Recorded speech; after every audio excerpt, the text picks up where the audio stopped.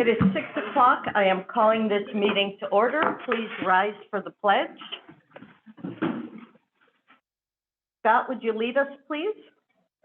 Allegiance to the flag of the United States of America and to the republic for which it stands, one nation under God, indivisible, with liberty and justice for all. Okay. Welcome, everybody. It's nice to see everybody. We haven't had a full house for quite some time, so nice to see it. First thing on the agenda is the approval of the minutes. We have two sets of minutes to approve. The first one is from April 25th. I hope everybody had a chance to take a look at them. Any questions, comments?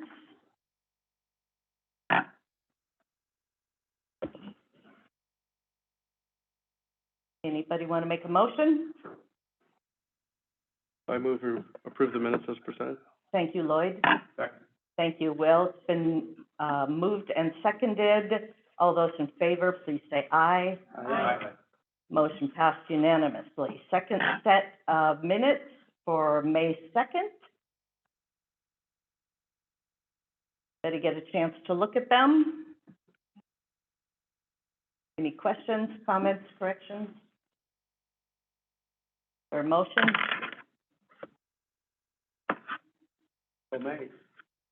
Thank you, Jack. Is there a second? I'll second. Thank you, Heather. It's been moved and seconded. All in favor, please say aye. Aye. Motion passed unanimously.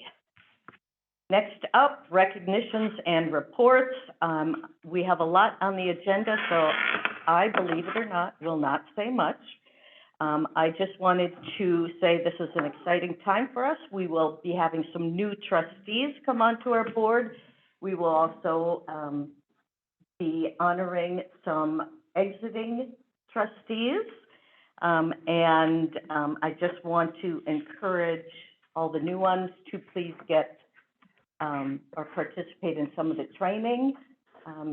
You will have mentors. I know we have Krista out here. I don't see Jen yet. Okay, so welcome. Next up, student reports. We have nobody from the middle school, correct? Okay, Flathead High School, Ivy, I know I saw you back there. There you are.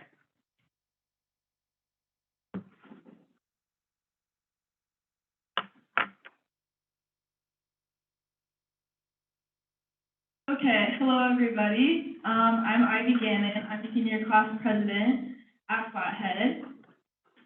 So we are finishing up the school year. We've been having our IB exams in this room.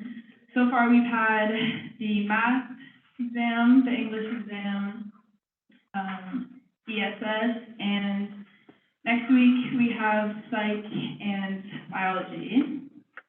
So it's been pretty good. Everyone's just on that grind of finishing up their normal classes while also studying for all of their IB tests. And we also have graduation coming up, which we have, student council has been working really hard.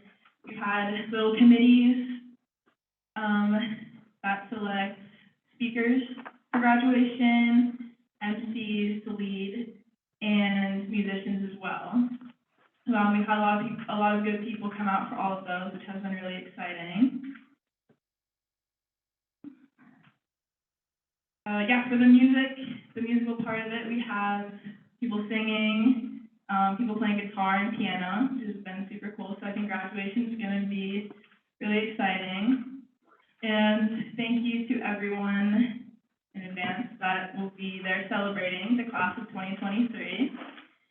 Finally, I just want to thank all of you guys for doing so much and supporting the education here, and for making it so easy and fun for me to come talk in front of you guys. And it's just been really great to meet all of you. So thank you so much. Any questions? You sound tired. Is that because of the IB testing today? Yes. Definitely.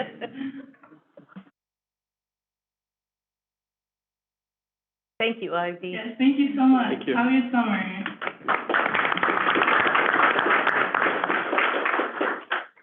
Next up, Glacier High School. I don't have any names down here, so do we have anybody? Okay. Come on up and introduce yourselves. From National DECA Team. My name is Thomas Schmidt. I'm a senior at Glacier High School this year. I'm Sarah Dallas, I'm a junior at Glacier. We're here to represent the Glacier High School team. We recently just got back from our conference known as ICDC, or the National Career Development Conference. And to many of us, that's exactly what it stands for. You know, it's a place where we go to compete, but also to very developmental thing. A lot of where we're not just going and competing, but we're there to learn a lot. You know, we went to not just all fun and games, but a lot of, hey, look, here's a comparison between the way this theme park runs versus the way this one runs. How they market to this community versus to these people. Here's how they, you know, accommodate versus things like that. Pricing, and kind of everything that we might not be able to experience here in Montana. Going to this national conference is a great way for certainly me, and I know many others, to learn about all these things and essentially like develop the way in which we think about business. Which is something I plan on doing in the future. And for the conference itself, actually competing in it, we have a bunch of different events that you can do. You can specialize in the things you're interested in. For state, I did apparel and accessories marketing, I did professional selling, and entrepreneurship. So I did a variety of different things. We get these jobs from companies who have issues, solve the problem for the company. It's a lot of problem solving, thinking on our feet, and just getting used to discussing an environment. I know that for me, it has helped make me all having professional conversations with players and just getting to know the real world, how it's going to look after high school, almost better than any high school class has prepared me to do. DECA is a great club, and it's definitely A little bit to expand about what specifically the national competition looks like for us. It's 5 days.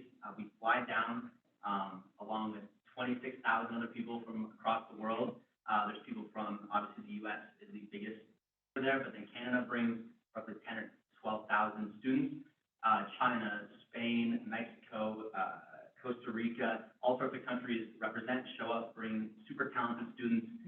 And one of the greatest parts for a lot of us is just going out and meeting all these new people. So this thing, basically just pin trading, where the Montana, as the DECA chapter sits down, they order little pins that say Montana, have a little bit to do with like what our state is about. So last year it was like a little mountain scene with like a little blue river running through it. And this year it happened to just be the tribalism that rolled over our great state here. But so little things like that, where they give us these pins, and then we just go out, we talk to all of these different people from everywhere. You know, there's roughly 26,000 people there, but only like 22,000 students. I think only 22,000.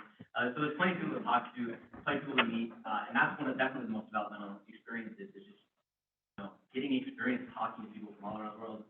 Hey, what's it like doing this or doing this club in your state? What's it like for you? How is your road to get to this like national competition?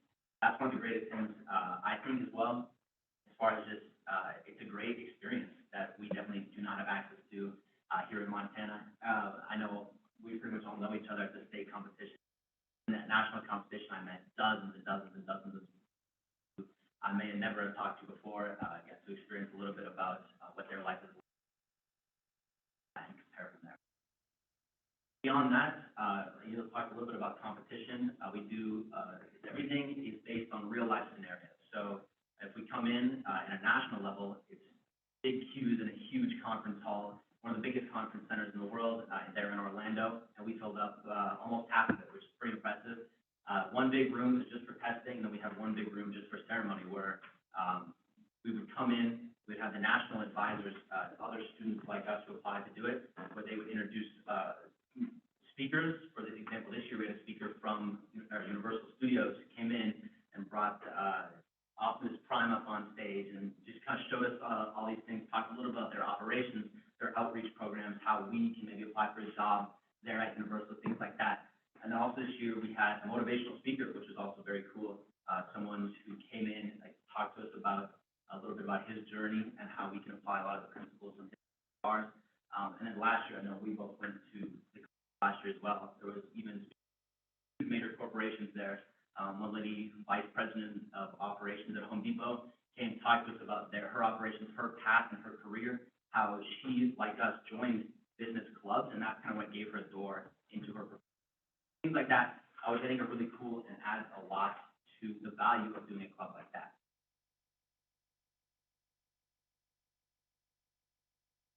Yeah, we brought 30 kids to competition.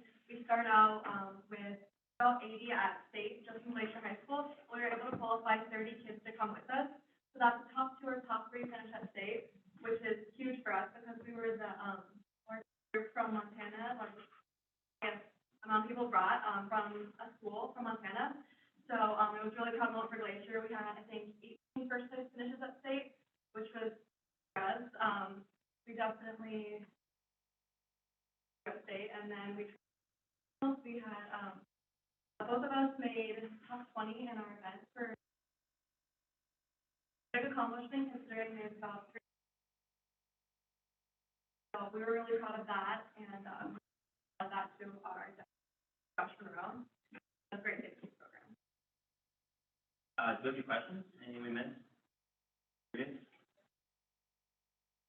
Thank you for your time, guys. Thank you.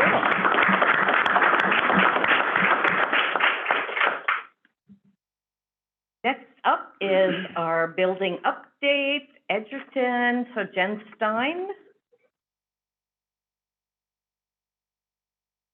and Marty Powell.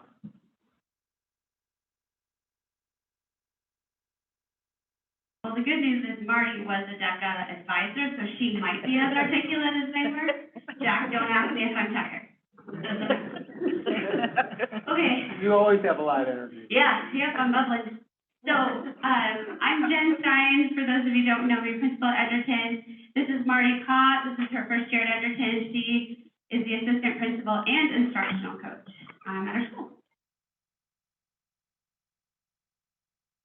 So our learning targets tonight, just to define our year-long plan, summarize our goal statements, and then identify Edgerton's strategic plan and the alignment to the district strategic plan.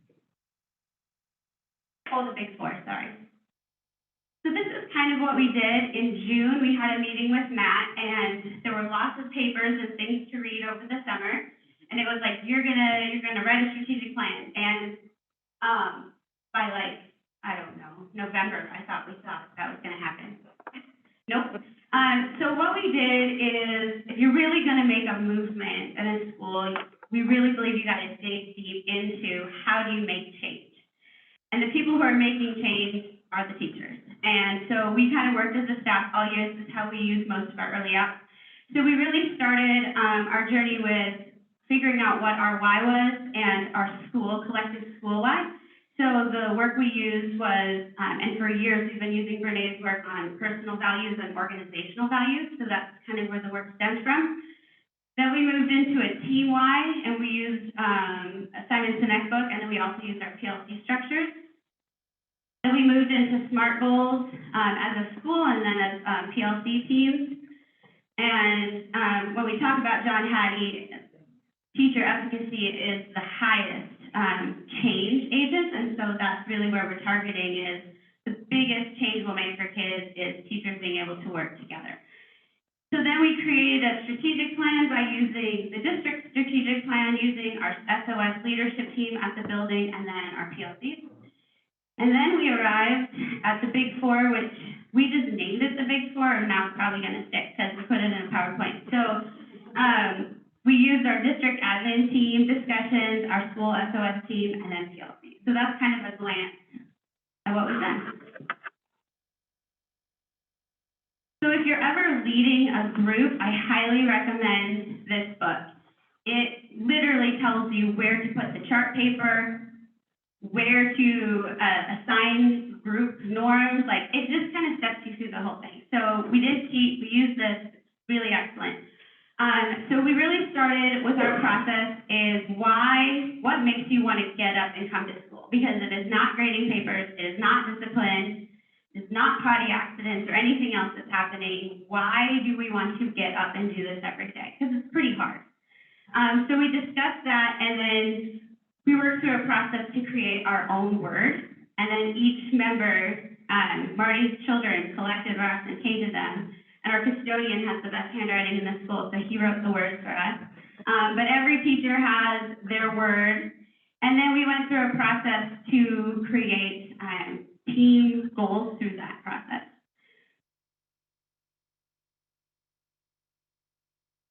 So we did a Wordle, and if you know what Wordles are all about, you can see that the most important thing for the staff at Edgerton is connection, followed closely behind with love, belonging, and joy.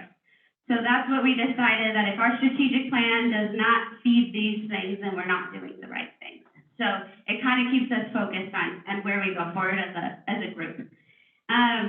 One of the coolest things that book has you do is get into groups. So our PLC teams are grade level teams, and our para teams, our special ed teams, so everybody's part of the team. And the question was, what makes you proud to work at Edgerton? Not why are you glad to be a teacher, but specifically. And as a group, they started writing about stories about their experiences. A lot of them came from kind of COVID eras of like, our parents showed up for us. The first meeting back, when we got back from COVID, a bunch of parents came and stood on the playground and applauded teachers as they came in. That's what makes us proud to work there. So you write what makes you proud to work there, then you highlight every verb in those stories. And those verbs are what helps you write your team goal. So that's how we came to that conclusion of what our purpose was as a school and what our purpose is in each of our teams.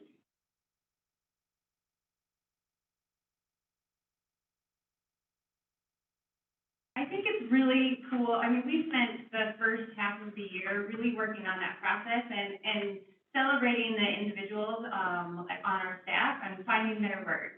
And then we transitioned that into our PLCs, because this whole idea of transformational learning and eventually proficiency-based learning, all of that seemed really scary. And so we did this foundation of like, okay, let's do some grounding work on your word, and then let's really work on our PLC, and then create goals that are within our PLC, because that seemed less scary to do that than, oh my gosh, I have to do this alone. And so we really kind of hit it two ways to really kind of work on our PLC process, but then also see where we want to go as a building. And so we started in February. We introduced the KPS strategic plan to our staff, and also did like a mid-year PLC survey, just to ask where our PLC teams were at with the 4 questions.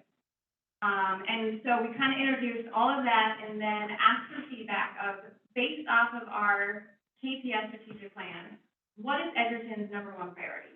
Or where do we want Edgerton to focus on? Because 7 is a lot. And so they narrowed it down to 2. And the 2 were the SOS process, and a challenging and diverse learning environment. That is what Edgerton chose as a building to focus on. And so that gave us a lot of direction to then work with our PLCs to write team goals. And so our PLCs had time to work on their goals. And this is an example of 2nd grade. And it's hard to read, but the school goal was staff will increase knowledge of high-yield strategies by engaging in professional learning opportunities to articulate, apply, and demonstrate student competency. So that was one of our school goals, and then each PLC wrote their own goal. So you can see this is 2nd grade. The 2 Hattie strategies that they were really working on are the self-reported grades with an impact of 1.33, and then repeated readings that has an effect size of 0.75. And then they have their strategies and action steps, who is responsible, target timeline, and then their evidence of effectiveness. And the target timeline for all of our PLCs was for the end of next year. And so that didn't make it too scary for our PLCs, like, oh my gosh, we have to do all of this by the end of the year, but really just start chewing on where did they want to start, and then also having that end date of where we want to be by the end of next year. And then what was awesome was they submitted all of their PLC SMART goals, and all of them had to do with Hattie, and really twofold. One was learning about Hattie and high impact strategies, and then the other one was putting it into our classrooms. And so that actually made it very easy for Jen and I to make our strategic plan for Edgerton. So you can see, goal 1 was the learning about high impact instructional strategies, and that aligns to the KPS goal 5 of highly effective and well-trained staff. And then goal 2, as a PLC team, we will increase our usage of high yield strategies and the effect size of 0.4 or greater in the classroom by implementing at least one strategy per day and use our PLC process to share and analyze the effectiveness of the instructional strategies on student learning. And this is aligned to 3 and 5.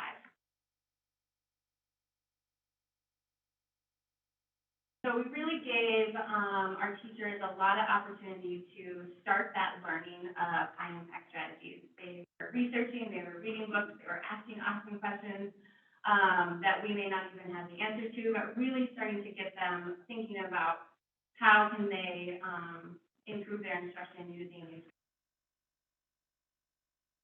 Which then brings us to, we've done the visiting of our schools in South Carolina, and we've done a lot of work on the admin team and a lot of work with Russell. And so we came up with the big 4 of where we wanted to move next. And so the big 4 was the collaborative culture, instructional strategies, student agency, and then the priority standards with the whole child competencies. And this really is the starting off point for next year. A couple of examples. So when we talk about this, we just brainstorm as a staff, like what are the things we're already emerging in that we're going to build on? So this doesn't feel all brand new. So let's go back for 1 second. So this all was teacher driven. And then one thing that was really cool, we just had a really good leadership meeting. And I think as leaders, we went to a meeting and it felt like, I think Matt texted me, like, are you okay? I was like, what happened? It was so much information from these people and it felt so hard. And I felt like I needed to protect the staff and how do I do this? And we bring up this basic little change at school, like what if, we look at intervention, define intervention. And all of a sudden the staff's like, what if we had a school-wide skills time and then we can analyze the data and share kids among them and they probably need a path to get where they're going and they basically describe personalized learning. So why I was afraid to protect them was ridiculous because they're brilliant and they can do this work and we're just gonna do it side by side.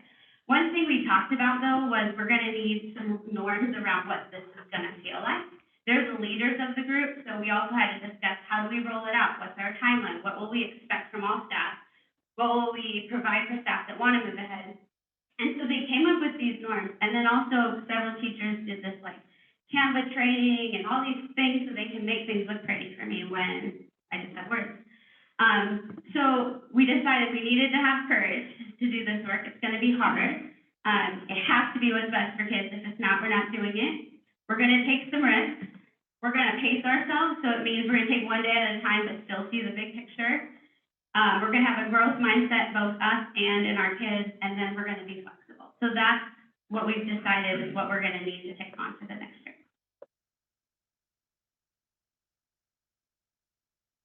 We just wanted to share the resources that we used, and I think will probably be what the district uses overall. There's lots of things when you Google stuff, but if we're all over the place and not using common language, it gets really frustrating for teachers. So, we use Brene, we use Simon, Patty, and then for our presentations, the DeForest for PLC work, the depth of knowledge, like any word you saw in bold tonight was from that wheel, and then we use our district strategic plan because it all needs to align. Okay.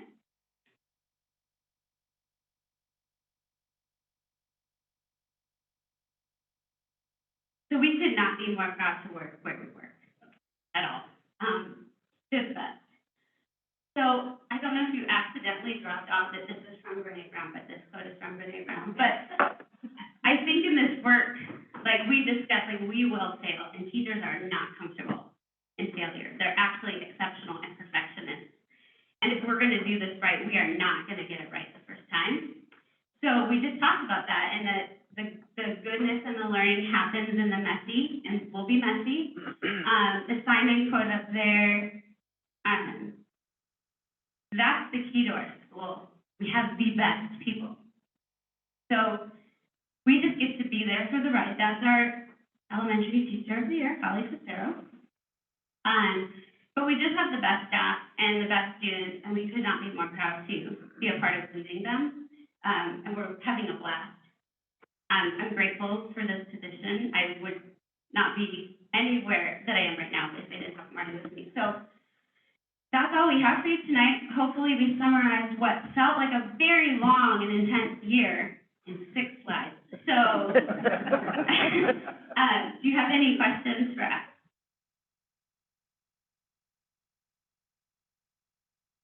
Where do you get all the energy?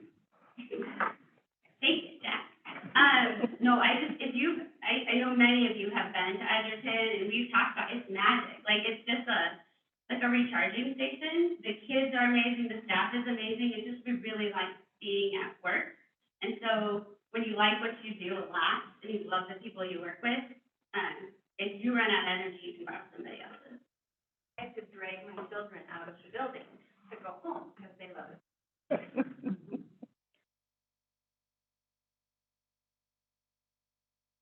No other questions? I do. All right, first off, if you're looking for a better model of how to implement a school improvement process, you're not gonna find it. Thought. Obviously, these guys have a lot of great energy, but what's more impressive is just how systematically they've put this together. They've followed, a proper pathway to onboard their staff, but then onboard them in the right things. So my questions is, could you please briefly describe the middle 2 dots? And then if you can make a connection to, what we're hearing from the legislature about personalized learning and, that accountability for students and growth in schools and how those things connect. So like, who's John Hattie and what student agency? I thought we were his favorite, but that felt hard.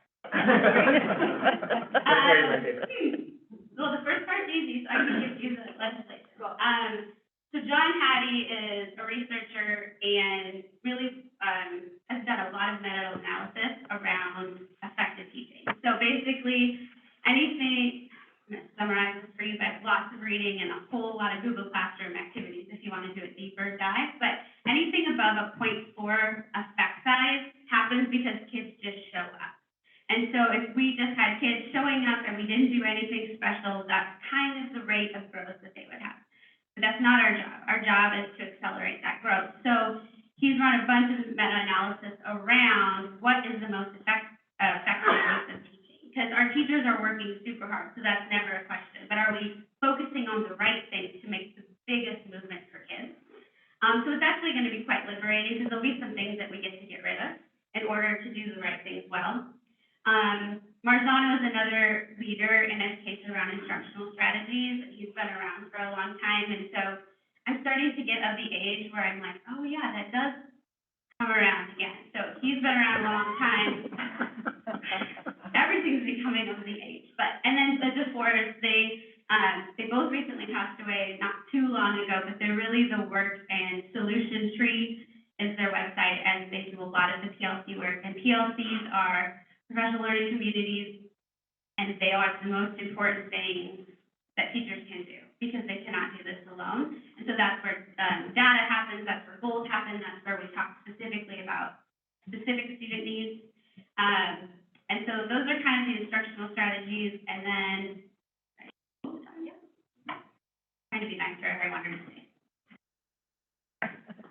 Student agency really is like the key to personalized learning. It's the students taking ownership of their learning. And, the class, the very classic example, you can walk into a classroom and say, hey, what are you learning? And you're like, I'm doing this, page 13. You're like, cool. But really with student agency, you can walk into a classroom and ask a student, what are you learning? And they could really clearly identify where they are in the progression of learning. Like, oh, my goal is to learn X, Y, Z, but I'm not there yet. I have to do X, this, and this, and then I'm going to go show how we value evidence that we've decided that I know that I've mastered this competency or this standard. And so that's really, that's like this huge lofty goal. But already moving forward for us next year, like data binders for skills, like we already have teachers that are putting that ownership on students. So They have reading goals, they have math goals, they have sight work goals, like, oh, I'm going to be working on, page 42, which has 25 different sight work goals, and they want to have it by Friday, and they want to show to their teacher that they have it fluently. And then the choice, not every student has to do page 12 on Tuesday. And so really just knowing with that data, knowing where the students are, if they're missing anything, or on the cool side of, oh, they already know it, let's go ahead and move them up. They don't have to do page 12 because they already know how to do page 12. And so really giving the students choice of how could you show your evidence that you've mastered this competency or standard. And then voice, just allowing them to, one, talk about their learning, and then to be able to choose how they want to show you. We had a cool example. So Matt Allison went on to South Carolina with me, and we were like, we did not know we were equal geeks. Send a Saturday email, like, did you think of? And then send me all these things with Marty and Sarah. And we were observing a second grade class, and she's like, I didn't quite make my goal, and they were telling us about it. And she's like, but subtraction is hard, which it is. And she's like, and I wasn't very efficient because I didn't want to count up as 11 minus 2, and I didn't want to count up 9. That's not efficient. I should have gone the other way. And just the fact that she can describe what she's learning, and it's the teacher's job to know what those standards are. And so the accountability is that all kids will meet these standards. It might look different, it might take a different route, but they're all going to meet it. And I do have to say, because you all know that my heart is in special ed, that includes special ed kids. So their standards are no different. How they get to the standard will be different. And the exciting part about personalized learning is that instead of having 72 IEP accommodations so that they can fit into our box, maybe we can start making our progressions meet their accommodations. So it's going to be incredible, and it's going to be a little bit hard, but it's going to be worth it. So we're very excited. The kids are excited, and once the kids nail it, the teachers are like, I'm not sure what I was worried about. Same way Marty and I were worried about our staff, and we didn't need to speak. Did we answer your question, sir? So it's on the record, you guys nailed it. We'll have a meeting in 2 weeks. Are you gonna think about it? Yeah. We can do this every meeting. That's part of the meeting, guaranteed. Any other Can I questions? go back to your first slide? Yes. Our name? I know you embedded this for a reason, yet. Oh, you want us to review? Matt, go ahead. Nope. I want to feel. Is there anything here that isn't clear? Point of a learning target for a teacher is not that I just teach you, that's I taught it, but it's, so are there any of these things that you may not still know after?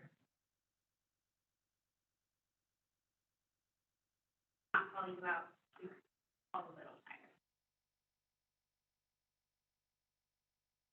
tired. Going back to individualized learning and each of the students achieving something, how much of that is traditional paper and pencil, and how much is using technology? It's both. So 2 of our teachers who are really doing a good job, Ms. Sinclair's class, for example, are tracking their work. So the work is both, and then the tracking is both. So right now, it's as simple as our first grade teacher, the kid writes their name and what goal they're working on, and then moves it on a progression on the wall with a sticky note. And then other kids are able to put it into an Excel document that Sharon has up. They just come up to her computer, insert their goal, talk about what happened, and then they can see a graph. And then we have, like our reading paras are having kids graph their own fluency rates themselves. So it's both, and you need both. Well, we believe that. You need both. Technology, there's some things they're going to need to tap into, and it doesn't mean you throw away all the things we had. It just means you're more strategic and intentional about what you use. So we don't have to throw away Go Math, but we don't have to do every single page of Go Math. And that's not how you complete a math year. It's, did I meet all the standards in math? And I can use Go Math, and I can use whatever else I need to get there. So that will be the building and the mapping part this next year. Thank you. Yep. Can I have one more? So this is just really good. I don't want to miss it. For those of you that are on the curriculum committee, you've heard us talk about prioritizing our curriculum, but then also focusing on the instructional strategies that work best. This slide represents both. So you're going to see at the top right-hand corner teacher clarity is a Hattie strategy and it's a 0.75. And remember, Jen said 0.4 is kind of running in neutral. So we want to see anything above 0.4 works, or if 0.4 works, we need to do things that are above that. So this is a good one. This has a pretty high yield. And there's no instruction happening. Zero instruction. So all that we're seeing here, the teacher has prioritized the learning objectives, and they've provided clarity for the student. So this is written in student-friendly language, and it starts with I can. So the student can recognize what the objective is, they can process it, and then they know what the goal is. Just by defining the goal, you get a 0.75. But to do that, you have to do the hard work of prioritizing your curriculum and then writing it in a student-friendly language. But once you've done that, every time you present, you're getting this effect size baked in. So incredible work again, these guys and the assistant staff. Thank you.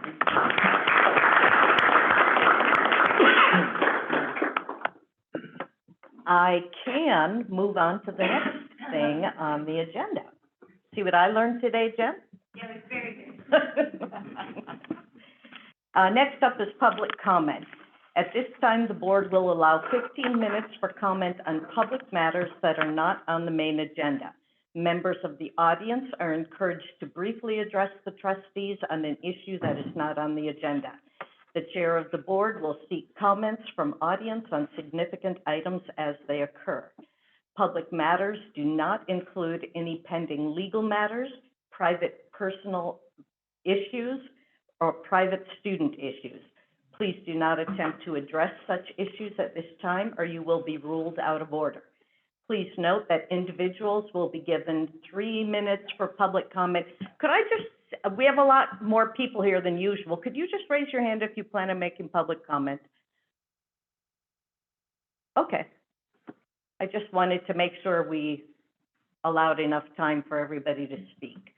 Okay, so is there any public comment?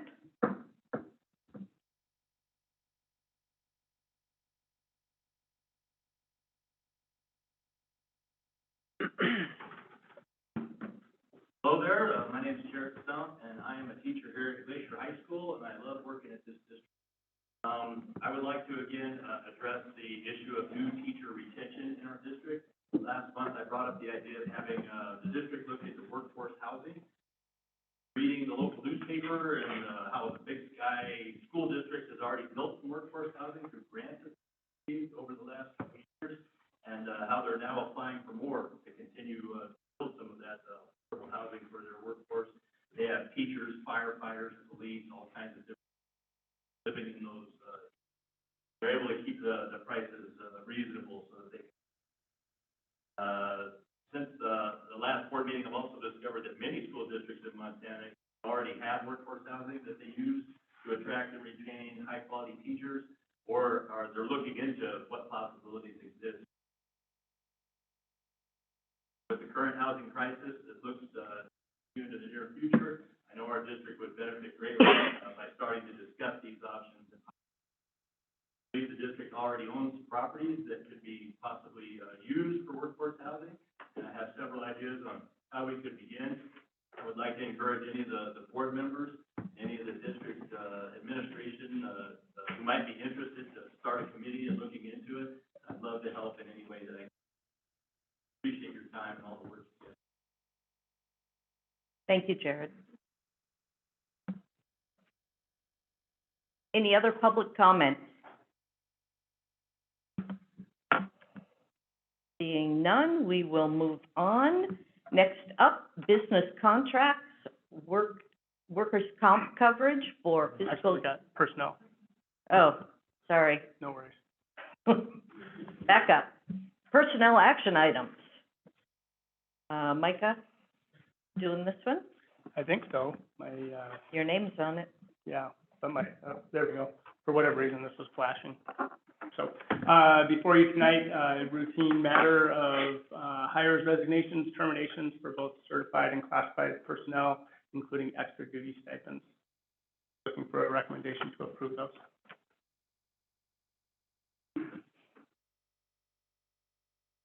now mine is flashing green. So made. Thank you, Jack. Is there a second? I'll second. Thank you, Heather. Any other deliberations? All those in favor, please say aye. Aye. Any opposed? Motion passed unanimously.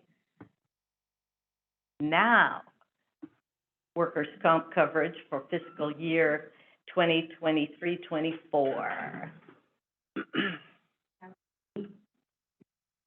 Okay, so we, in early March, we, put out a request for proposal for, workers' comp coverage for fiscal year 2023-24 for upcoming year. The RFPs were, or the proposals were due April 17th, and we received 2 bids, one from, Montana State Fund, which is, who we have it with now, and then also the Montana School Group Insurance Authority, MSGIA. The committee to look at the proposals and review them consisted of myself, Bromley Boyce, who's our benefits manager, and then Greg Maslin, who's our facilities director. So the 3 of us took the proposals and reviewed them. We met with representatives of each company to review their RFP and just do a Q&A on things we wanted to seek clarification on. Then we met again to discuss the cost and the plan features in depth. And after all of that, we decided that we would like to bring forward to the board a recommendation to go with MSGIA for next year for the following reasons. We felt that the rates between the 2 plans were comparable. MSGIA specializes in schools. They have a long history of working with schools and a success of working with school districts. The items included in the plan, there were several items in the plan that were included at no cost, which kind of stood out to us. They have pre-employment physicals, not on all employees, but on some, and so Bromley went back and looked at the pre-employment physicals that we paid for, because they are covered under our workers' comp plan now, and it was about, about $1,260, but so that would be included in the new plan. There's a Safe Schools online training that's provided in the plan that we currently pay for outside. And then probably the biggest one is the asbestos inspection report. MSGIA employees, individuals who can go out, they're qualified to provide an asbestos inspection report, and that's included at no cost in this plan. And while we liked Tim Thomas and worksheets provided with the state funds, just looking at the 2 plans as what we need moving forward, especially in the terms of cost, we just felt that the MSGIA plan would be the one we'd like to go to, and that's the one we'd like to recommend to the board for.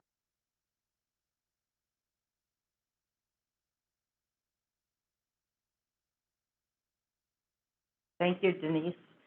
Any questions, comments?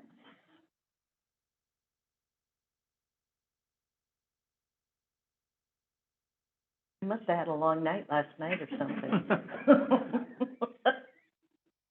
Glad you guys smiled at that.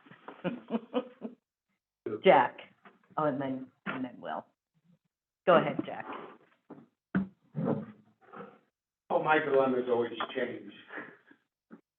And I say that because even though there's a small premium difference, there's, and I don't know that the pool is as risky with workers' comp as it is with liability insurance, the pool concept. And that's the insurance strategy that some insurance bodies use. The other dilemma is the how do you balance some of the benefits that are there with the unknown of premium refunds that can occur throughout it. And then you talk about the service, because there's 2 different types of service that exist. MSGIA has their own in-house, group that, worked well with Bromley during the 3 years we had them. You have workers' comp, which doesn't have a good customer service relationship with people, but you have, Kim, who represents them, who does all the legwork here to make things work. And she's done well with that in reducing claims in the last year. So there's just a dilemma of change, and I can understand the, aspect of customer service in one and not in the other. So I have mixed emotions about the change, even though there's not a lot of premium difference in the two, and that the, dividend refund could overcome that. But yeah, I haven't decided how I'm going to vote on this one. Thank you, Jack. Will? Yeah, Denise, so, I like the, options that MSGIA offered above Montana State. What were some of the options, if there were any, that the Montana?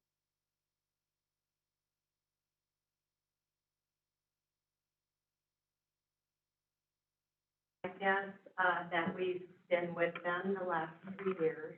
I've been involved in a year of that, and I can attest to, the level of service that, that Kim does in, representing the state fund program. There is a refund program with the state fund. It's not guaranteed, but it is indeed pretty. I don't know the exact amount of what we got. They did come and present a check to us. And, so those aren't guaranteed. There's a premium discount on the other side too, though. So that's kind of why we kind of ruled those out, because neither are guaranteed, but they do happen on. So those are probably the two things that stand out in my mind.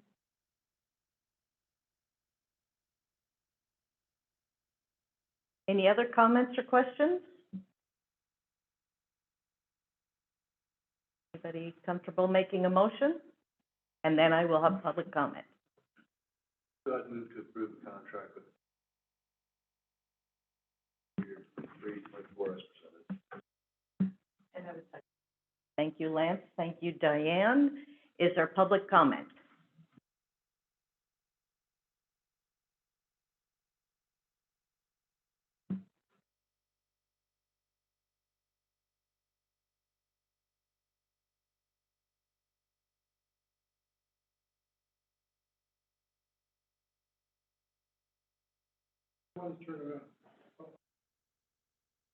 Sean Payne from Kalispell. I have a lot of experience with state fund in my business, and those refund checks, although they're not guaranteed, I've got them every year, even in years when I've had higher, workman's comp claims, so those are pretty nice to have. You know, just come and you never know what they're gonna be for, but it's like a nice little, thank you for being with state fund. Obviously, the schools, one isn't an option for my business because it's not in the schools. I did want to point out, though, every action item, you should have public comment. The last action item, you did not have public comment, so please don't forget my public comment. I did want to comment on the last one, I wasn't able to.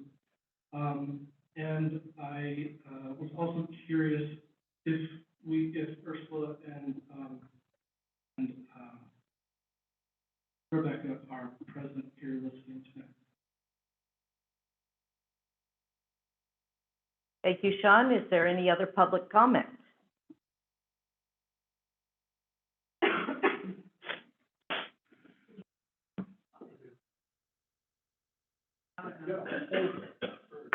Three minutes, Kim. Okay. I think everybody knows who I am. I'm Kim Thomas with West Insurance. I've worked with the district. I do represent the work comp, and I just wanted to ask, we have reduced losses by 30. Dividend amount was 36. And Montana State Fund has started a new dividend program. We'll have the potential for.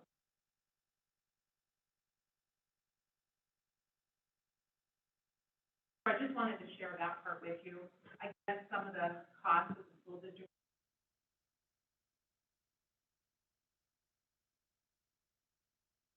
Whitefish and Troy both have their own staff getting certified for the assessment of $2,500. So as far as the cost with that, I don't see a difference when the stands in. That's all I have. Thank you, Kim. Is there any other public comment? John, I'm going to let the senator go first.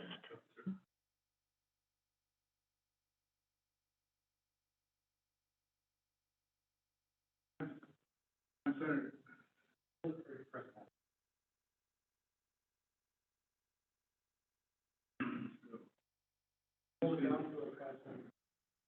This is smarter than me.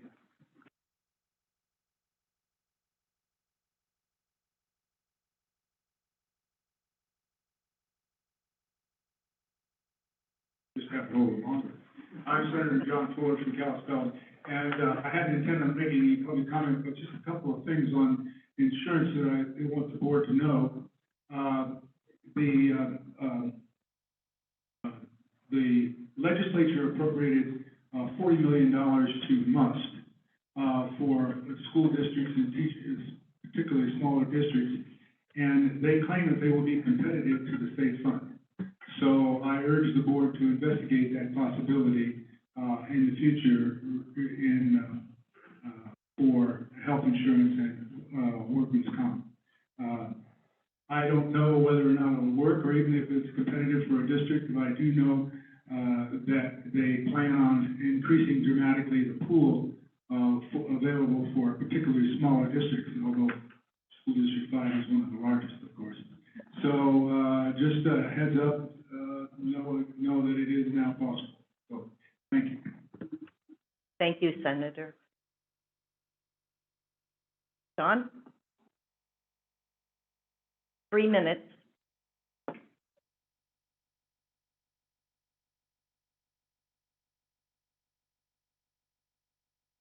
We're good.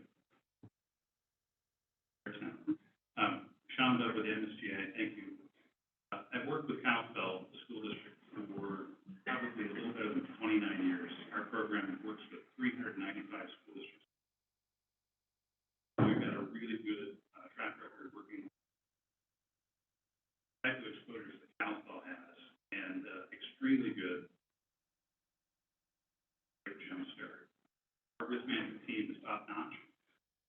People have talked about the types of the certifications that it's beyond the asbestos inspection to have another level to do the federal standard work, which is required for that type of asbestos tonight. So higher than the standard inspector.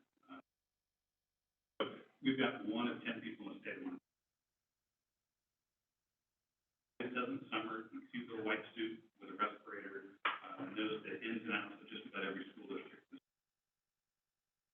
Our program provides, besides really competitive base rates, phenomenal training opportunities for your staff. It sounds like they've got a high level of commitment, which is great, because we saw that training take off when we were working with you the last several years. We never slowed down. Right? We just said, we're going to pay for that training ourselves, and kept on. Our program provides, besides that base rate, $8 million to school. It is really high. We have a 2-tiered program as well, so you could qualify for that higher level dividend, and then also a secondary. If you've got really great loss experience,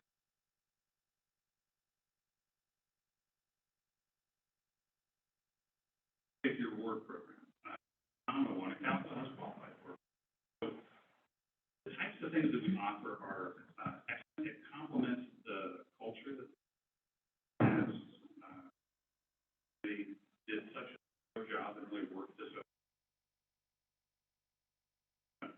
questions. What are we gonna bring to the table? How can we this relationship and to continue the, 30 seconds, Sean. So when we looked at it, we're excited about the opportunities. School district and getting that a long track. 12 AA districts. See if I could use all 3 minutes. Thank you again for your comments.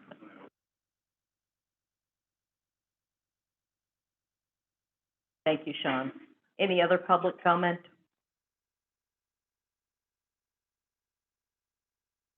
Any other deliberations from the board? It's been moved and seconded already. Lance? I would just say I appreciate Denise. Better deep dive into this.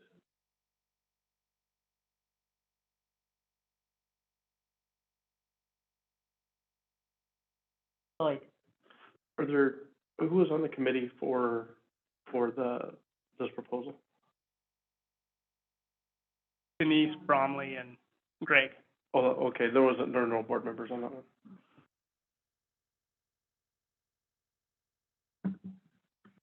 Been moved and seconded. Any other deliberations? All in favor, please say aye. Aye. Any opposed? One opposed. Motion passed. How many do we have? 8 to 1. Thank you.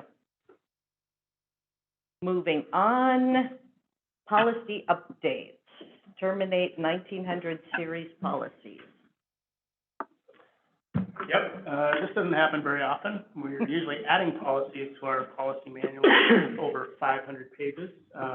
But back in 2020, the board adopted a series of emergency policies numbered 1900 to 1912 in the wake of the pandemic and the declaration of an emergency. Initially, it was national and then state. That national emergency has been lifted. We really haven't operated under those policies for the last year and a half, but we've held on to them at the recommendation of MTSBA, and they're saying we can now have a motion to suspend those.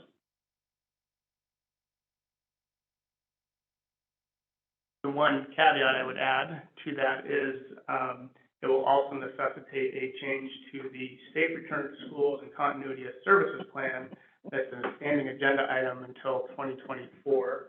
And so you'll see that's been pulled out of the consent agenda later tonight, and you can see in the plan where we've eliminated those policies and replaced them with different policies that already exist on the books. Thank you, Micah. And this is pretty much a bookkeeping moved out of the emergency situation. So any other questions? Jack? You used the word suspend, but we're terminating or doing away with them. We're eliminating them from our policy manual. Thank you. So then we will have only 499 pages of policy. Any other questions, comments? Anybody want to make a motion? So moved. Thank you, Lloyd. Is there a second? Thank you, Jennifer. Any public comment?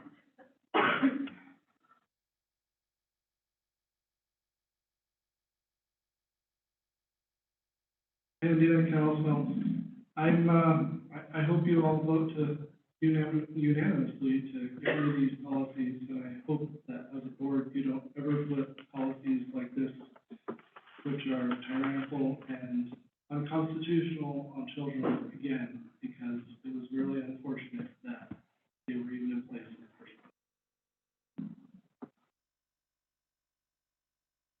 Thank you, Sean. Any other public comments? Been moved and seconded. All in favor, please say aye. Aye. Any opposed? Motion passed unanimously. Next up, tuition for out-of-district students.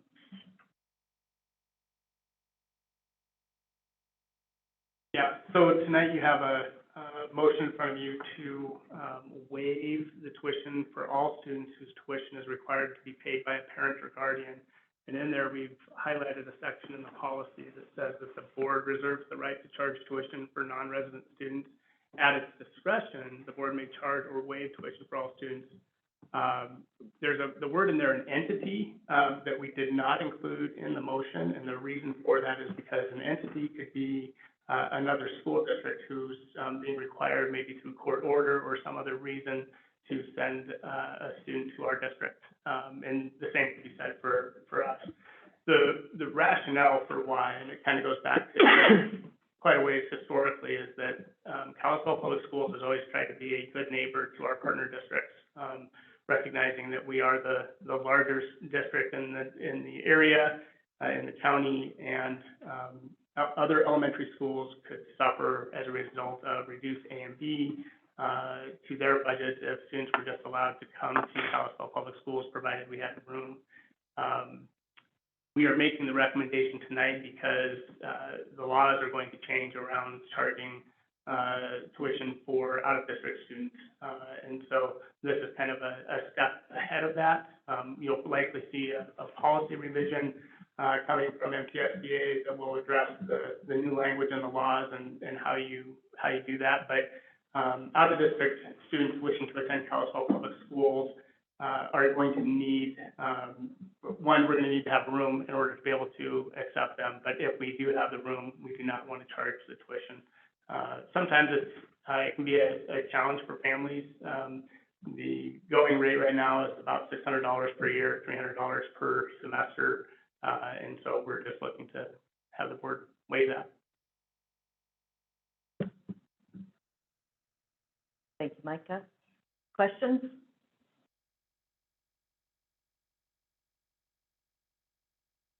Motion?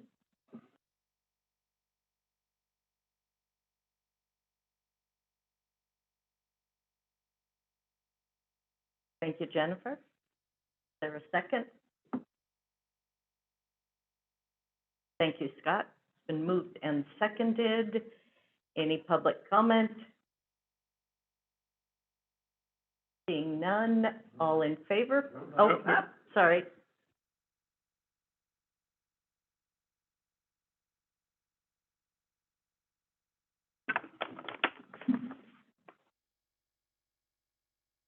I apologize, Madam Chair. Once again, Senator Fuller for the record. There were several bills passed by the legislature dealing with this very issue regarding transfer of students and the school choice, as well as, of course, the first full school choice bill in Montana history, House Bill 562. But in reference to tuition and changing itself, this is a very good thing, the superintendent to waive the possibility of tuition, because the good news is for the district, though, is there has been a deal that A and B will be taken care of if a student leaves the district and goes to the new district for a period of time. I have to admit, I don't remember exactly how long, but A and B will be taken care of if school district 5 loses a student to say, I don't know why anybody would want to leave school district 5, but still. And A and B is taken care of immediately if the student comes in. So that law is going to be signed by the governor very shortly, if it hasn't already. Thank you. Thank you, Senator. Any other public comment? All in favor, please say aye. Aye. Any opposed? Motion passed unanimously. Next up, we have an update on our long-range facility plan. Is Shane here? Jordan. Okay, Shane Jordan, you were hiding behind the pole there. I couldn't even see you. I'm here.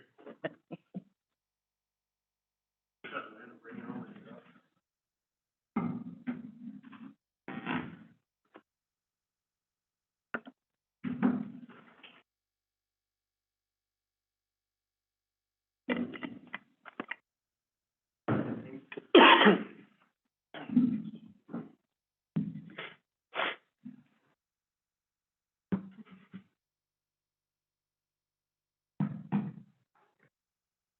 right. Good evening. I'm Shane Jacobs. I'm an architect and project manager with A&E Design. Take you back a few months to the beginning of the year. A&E responded to an RFQ for a long-range facility planning. We were selected along with our consultants. This is really the first update for many of you. Action of the board has been involved in some of our visioning meetings, but so much of what we were contracted for and the scope of our work extends beyond just those visioning planning meetings that we've been having on a 3-week cadence. This is a graphic that really kind of explains what we've set out to do. There's a visioning portion of aligning your facilities with your strategic plan that has been adopted as a district.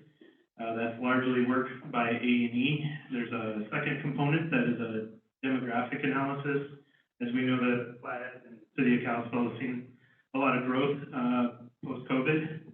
And so we're really looking at what do we think future enrollment would look like within the district. And there's several factors that go into that I'll touch on later.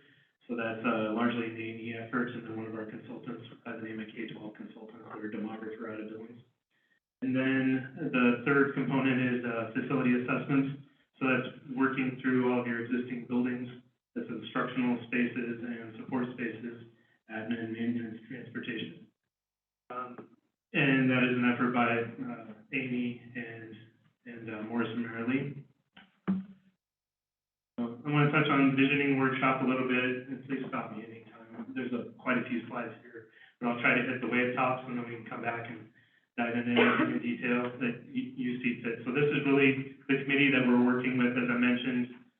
This is a cross-section of the school district. We typically try to have a planning committee that's small enough to be able to make decisions and give us direction, but large enough to have representation of the district. You can see our design team down at the bottom. That is all architectural staff. That I'm the one that drew this work to get the presentation tonight. Touch on schedule a little bit and just what our process has been. I mentioned there's a 3-week cadence to meeting with both the elementary and the high school committee. So some of the processes, you're really trying to shape it and tailor it to the specific district. We've done a lot of this over the years, worked with many school districts across the state. I've been involved with dozens of these, and sometimes there's a little bit of an uncomfortable process for those that haven't been a part of it, that some of it you do have to make up as you go and really tailor it to the individual client, the individual district's needs, and where they guide us. So that's kind of the fun part about what we do as planners and architects, to just understand our clients and let them guide us and not come into these types of processes with any kind of preconceived notion.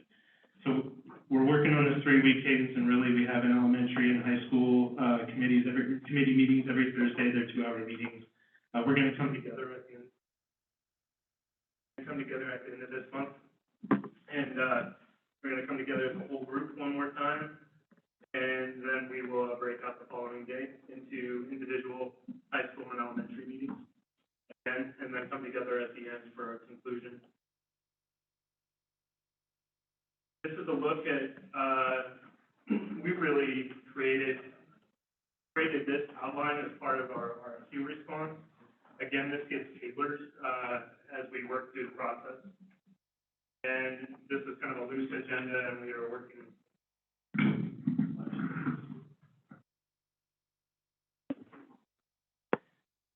So this was a loose agenda that we had started with, and we continue to kind of tailor and shape as we work through these visioning processes.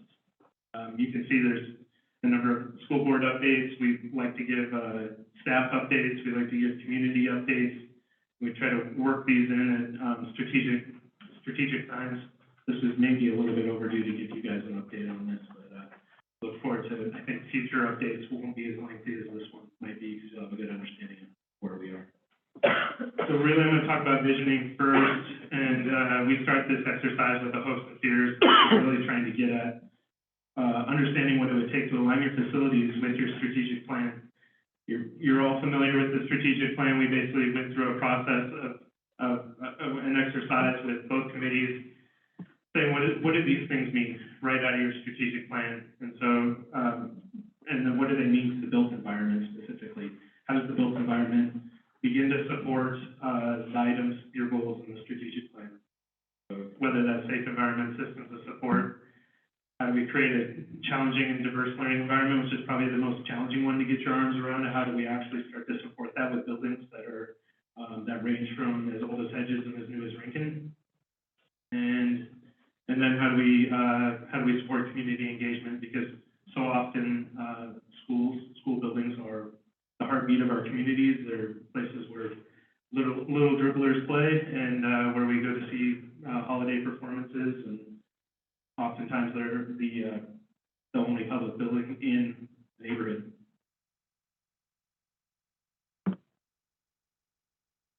And then how do we support, I love that presentation, to kick this all off from Jen at Edgerton. How do we create spaces that support staff like that and admin like that, leaders like that? What can we do with our buildings to be able to have that kind of environment where we can teach and our students can learn with that ability? So that brings us into guiding principles, and really when we think about, I love that initial diagram of how all three things in our scope begin to kind of funnel and weave together. Really, each one of these begins to funnel. It starts really broad and then starts to kind of break down into some of those things that the hopes and fears lead to these guiding principles. And you can see this whole document is very much a draft. A little bit Frankenstein, the way we put it together is just the working documents that we've been creating as minutes to our meeting and as prompts that we use within the visioning sessions themselves. So the magenta text here is things that are just recently added as of last week. So I'll touch on the guiding principles and just say them out loud for everybody in the audience that can't see it. But to create an inclusive and safe environment, encourage community participation, expand opportunities for students to succeed, create a space for collaboration, plan for flexibility, ensure longevity of facilities. You can see how those begin to align with your strategic plan as a district. Then we begin to bring that into opportunities and constraints specific to individual buildings. So you see this as an exercise. We won't go into the great detail of all these, but really we're taking these colored floor plan and starting to lay them on top of site plans and really work with the people that work in those buildings that know them the best to say, what are the opportunities here, things that we can be doing, and some of those are very easy and might have no cost at all. And then what are our constraints? And that might be anything from a slip site to an inflexible space to furniture that can't be easily rearranged. What are the things that we are up against in order to deliver that 21st century education? And this is really a synthesized, this is a summary of what we saw on the elementary side for education, safety and security site, comfort and systems. And then we went through the next page is the same exercise for the high school. So we're starting to get out what are the challenges that they're up against, the boots on the ground that are actually operating in these buildings. You'll see a very similar list in the next slide of what we're finding as commonality or common themes in the high school buildings. We start to drill down a little further and develop some pillars, some planning pillars from there. These are some common topics that are starting to emerge out of this conversation of wellness, collaboration, community partners, and transition readiness. We can spend quite a bit of time on any one of these, but really it's the wellness of the occupants in the building and what the building provides as a backdrop for the people that occupy, both staff and students. What are opportunities for collaboration? So that might be between buildings or within a building. And then who and what are our community partnerships? Individuals and businesses, and how do we begin to work with them in order to have a more, deeper connection to the partners in our community and have that be a little bit of a symbiotic relationship between our schools and our community. And then transition readiness, whether that is elementary to middle school to high school to post-secondary school. How do we begin to create spaces that, and set our students up to make those transitions, easier? Similar topics, and really we see a lot of parallels between the high school and elementary groups. There are also some differences, is why they're split. Of course, we've got a much larger geographic area for the high schools, and then we've got the partner districts that also feed into the high schools. We've got we've got slightly different issues, slightly different things, series of topics that we're talking about in the elementary, and some of those we'll touch on in a little bit. They're more related to capacity. We went through a capacity analysis, and really when we're designing new buildings, we start with a program. What are your list of needs and wants? This often looks like an Excel file. Quantity of spaces and how big are those spaces? So how many classrooms, and we kind of know a common size of a classroom of about 900 square feet, and that could be plus or minus depending on what you're doing in that classroom. And then we start to look at do a capacity study through, we've got, of course, the OPI standards that start to plug into, we basically start reverse engineering this from what all of your buildings actually, how they actually operate or stand right now. So we're going through quantifying all the spaces, basically reverse engineering that program that we would develop initially if we were designing a new building. How is this building working right now? And then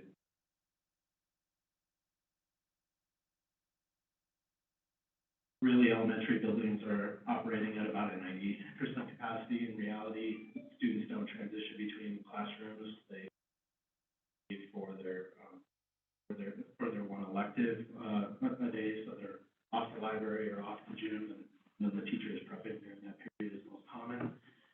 Middle school, we start to look at different capacities based on the bell schedule and how efficiently the building is being used. So some of the more progressive models, just a large concept is a teacher not owning their classroom, but really having that classroom occupied by somebody else for all periods.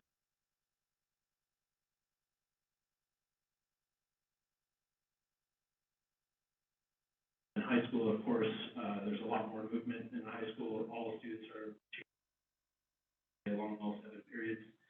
And then you start to see more strained capacity at the high school level, in particular Glacier High. Labs, 11 plants. They start to see where they are really adopting kind of a more. So this is what that capacity analysis looks like when we start to work backwards and color up plans based on what the use of those individual rooms are, and then start to break down what is the square footage and quantity of those rooms, and what is that capacity of those individual grade levels. Doing these for each of the buildings. So that kind of stops one piece of it, and you can see how it'll plug in again in a minute, how these things are starting to weave together. I have a couple of copies of, hard copies of the demographic report. I believe that was shared with you about a month and a half ago. It's a dense report. There's a lot of components to it. And when I hit the wave tops, but I could pass out a couple hard copies if anybody wants one. Our demographer worked through this. There's basically some demography standards of how demographers approach this kind of. Not a perfect science. When you're looking, trying to gaze in your crystal ball and figure out how much a community is going to grow. There's some simple methods, and I'm going to touch on the first two. We're really looking. The first one is looking in the rearview mirror and saying what happens. The last 10 years is going to continue to happen in the next 10 years. The increases or decreases in enrollment that we saw in the past are going to continue. That model with no economic changes is a fairly safe one. There's a second, almost like a component B to that first model, where you start to look at birth rates and how are birth rates beginning to change, and how are the babies born today, filtering into kindergarten 5 years from now, and how does that wave, what does that wave look like, that change? An age regression model, basically you're looking at years are aging out and how they're aging in.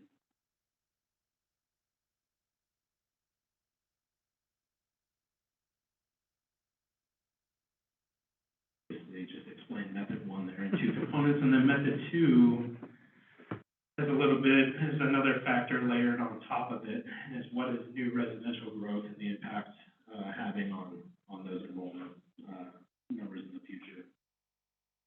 What we did with our demographer, see a couple maps here in a minute, but this is a look at, I believe, in method 1 of what that has looked like if you use method 1, looking at all our partner districts and how that growth in the past will be in the future if you looked at it. And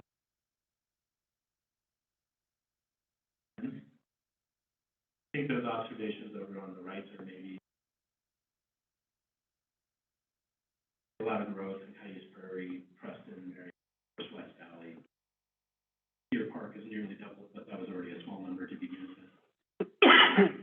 Kalispell K enrollment have increased by 133, 4.5%. Partner districts have averaged about 35.9% over the last 10 years. Partner schools that send their graduating 8th graders to high school in California. That is looking at it through the lens of the simple method. Here in the next slides, we'll actually work that we did with city and county planners. This is a great summary of that initial method 1, of just seeing what those increases look like, and this is a 10-year forecasting with both kind of the subcategories A and the B within method 1. You can see really you're in the 22 to 29% increase in kindergartners. You've got a real wide range of bumper rails in 1 through 5 of either a 4% or a 64%. If we can agree that 64% looks really scary, it's likely something in the middle, but this is why we use these multiple models to forecast. Really, the middle school growth is pretty flat and largely small in comparison to some of the others. And then grades 9 through 12 are fairly meaningful with 9% and 2% capacity capacities. Existing facilities. And then there's a look at a district students and the impact there. I'm curious to see what the result is of the last item. That tuition historically kept students that would like to transition to Kalispell Public Schools, is that kept them out, and would that make a change? Numbers here. So we're just continuing to use the same factors, looking in the past and moving those same numbers forward, making sure that we're counting all the heads of both the districts. And then this has been the really interesting piece of method 2. And we sat down with both city and county planning and GIS staff at the end of January, and we worked through growth and all of the development that's on the books in both the city and the county. And of course, the city boundary doesn't perfectly overlap the Kalispell Public Elementary District. Some places the boundary stands proud, and some places so you have some instances of work that is happening in the county that's actually impacting Peterson. Doesn't really seem possible at first look, but definitely lands in Peterson's district, and there's some instances where it's in the city of Kalispell. So this is a great kind of dot map of where all the work is actually happening, and then you can begin to kind of analyze where that breakdown in growth. And this is really the graph on the numbers on the left are really meant to be relative to one another, that you can see, of course, West Valley has a lot of growth, and contrast to what we saw on one of those previous slides of Marion, Creston, East Prairie Valley seeing a lot of the growth. It did not include Summers and Lakeside. There's enough development on the books down there where Summers and Lakeside shoots right up in terms of where all the growth is happening. And then interestingly, when you just drill down into School District 5 and look at the 6 elementary schools where that growth is happening, imagine what the picture is like for Edgerton, that's already a large school with large enrollment, and all the growth happening north of town in the future. So this begins to give us some clues of where we can try to create capacity. And largely you'll see some of the inner city schools, when you kind of do that earlier analysis, of the capacity analysis, are really not happening at a, operating at a, what we would ideally see is about 450 students. It's kind of operational efficiency benchmark that we would like to see. They're much lower, so as you begin to think about the city of Kalispell densifying and some infill development happening, what does that mean for some of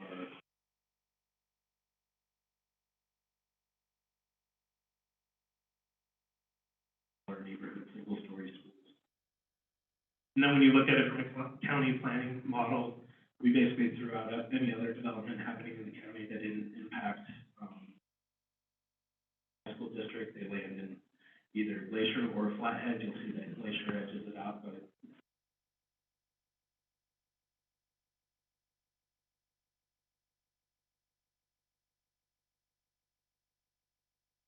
and this is the more scary model because you're factoring in all of that residential development factor of 1/2 student per residential unit is the standard. So some of them will have multiple school age kids, some of them will have none, some people will be empty nesters, some people haven't started their family yet. Girl that isn't quite in school. When you overlay all of those and factor them on universal standards of uses it, photographer uses it, that's a pretty factor that we're applying here. When you start to look at this method two, we see a lot higher numbers that are a little bit scarier, quite frankly. So you look at kindergarten, there's 225 more kindergartners in the next 10 years, almost 900 more first through fifth graders in the next 10 years, 572 more middle schoolers, and almost 1,700 schoolers, which is another. Again, this is a bumper rail where it's likely something in the middle of the low and the high model.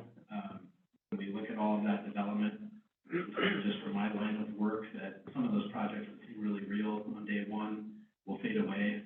Other things they have no idea of today will crop up tomorrow. And I imagine that's going to happen with some of that development, that there are things that we just don't know about that will be dozens, if not hundreds, more housing units.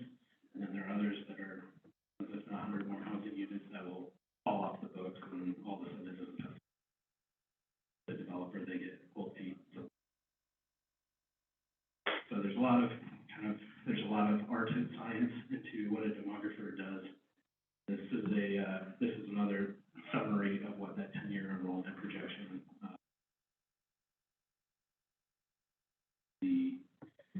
is the combination of both models, I believe.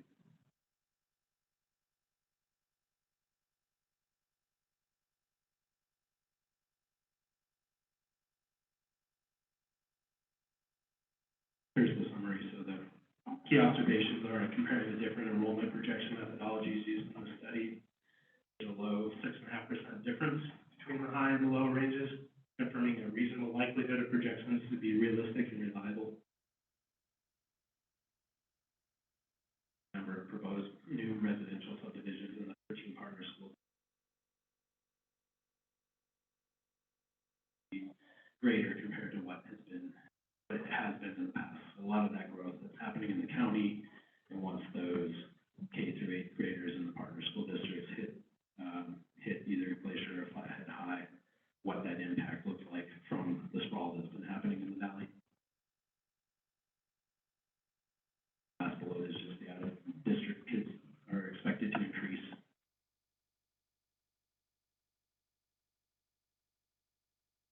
these are just the questions that we're left with there.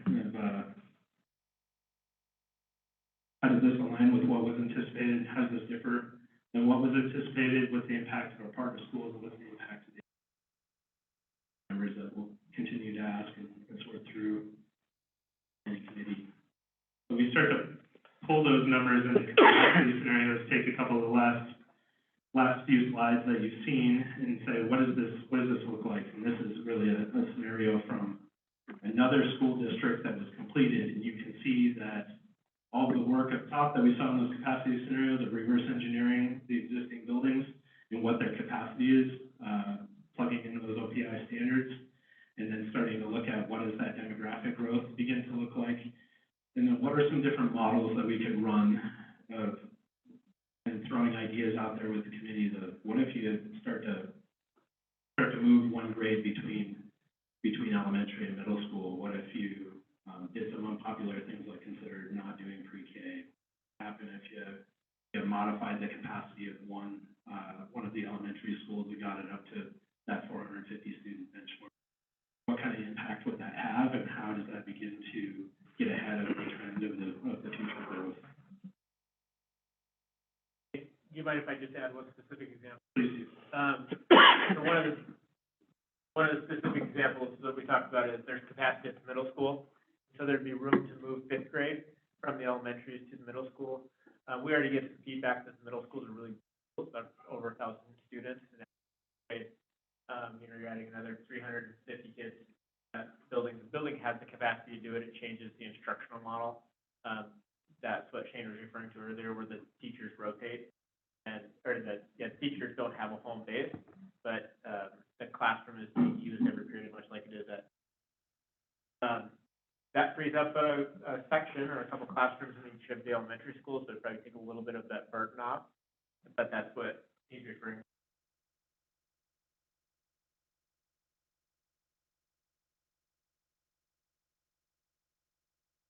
Yeah, there's a little bit of a cause and effect with all these, and nobody knows your buildings better than your staff and your admin. So really, it's those committees that are the guide to us being able to do these analyses and look at these different scenarios. Really, aside from that demographic study, none of this work is complete at this time, but we are starting to dig into what does some of these capacity scenarios look like and what would make the most sense. And I think you begin to kind of overlay a couple of the things you've seen of just the visioning and what does the future of delivering an education look like for Kalispell Public Schools. How we do that and address the projected growth. Then you'll see here in a minute the third piece of it is the facility assessment.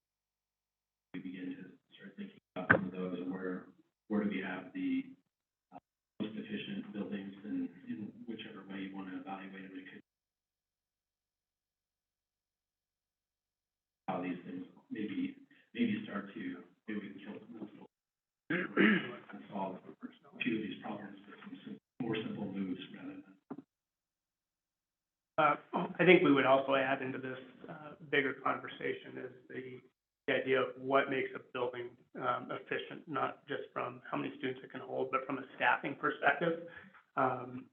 So 5 years ago, we built Rankin Elementary, which was great. We created a little more space in our buildings, and you can see that we're currently at about 90% capacity across all of our early K-5 buildings.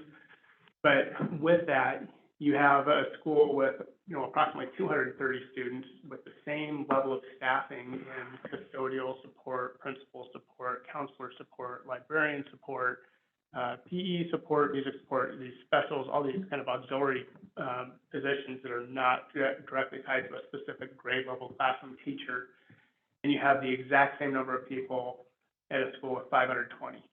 So you've doubled the population of the students, but you've maintained this equilibrium of staffing within those buildings. And that's one of the challenges that we have as a elementary district, is that we have a really robust model or a rich model with staffing through these elementary buildings that just aren't up to a capacity that would allow us to continue to financially support them without reductions. So that's one of the challenges as we go through this, is really trying to identify, well, so what does this look like, and what is the ideal size for an elementary school? If you did increase the capacity of, say, Elrod from 230 to 450, where are we gonna park? Where are parents gonna pick up and drop off? You have some really big constraints in and around our, in-town schools, where those things are just gonna continue to be a challenge for us. But just wanted to throw that in there, just from a capacity and a operational, standpoint. That's great, and I should also share, I didn't throw one of these slides in there, but some of what we were talking about last Thursday was, we did an exercise on taking one wing of LROD and looking at how we create capacity within the existing envelope, and not necessarily look at it as we gotta do this large addition, but how can we be, how can we look for the efficiencies, both from the operation standpoint and the function, hopefully getting more bang for the buck. Trying to be stewards of whatever a future budget, not necessarily classrooms on each side. We have more flexible spaces and a variety of sizes to support.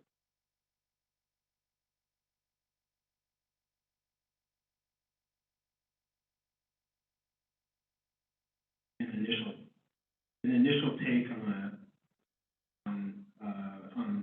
the next three slides are a K-5, a middle school, and a high school, and you can begin to start to see some of our work and what we were looking at with those projections, the enrollment projections versus the past, and then how do we, the orange bars, the capacity of the elementaries, and then how do we begin to start that with different models before enrollment goes beyond that.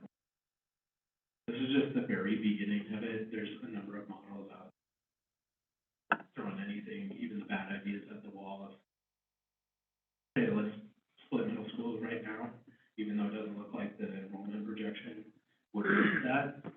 But what does that look like? It might make some sense if you start middle school. What does that begin to look like? You start shuffling grades around and looking at models.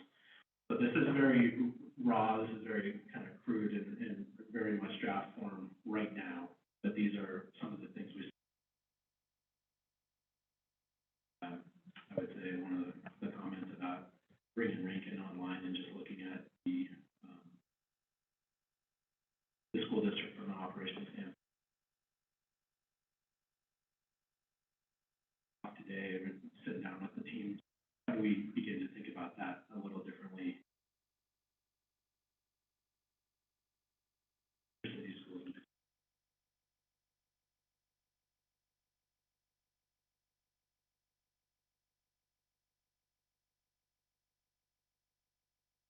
Further put,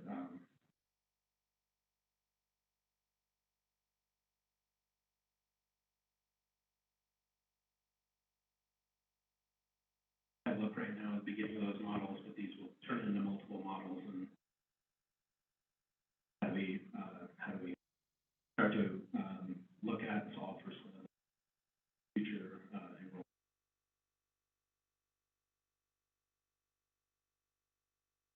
And these are just a few simple reflections of standard assumptions on the left versus new assumptions on the right. Standard assumption has been teaching and learning happens in classrooms versus teaching and learning happens everywhere.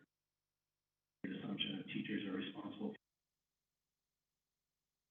for teachers, community members, students, peers.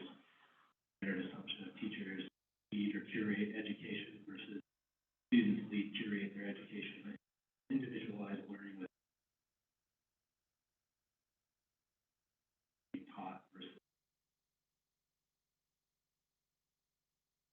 I just add, one thing that was important that the committee brought up was that when we talk about functional capacity of a building, it's assuming that all spaces are created equal and are used for.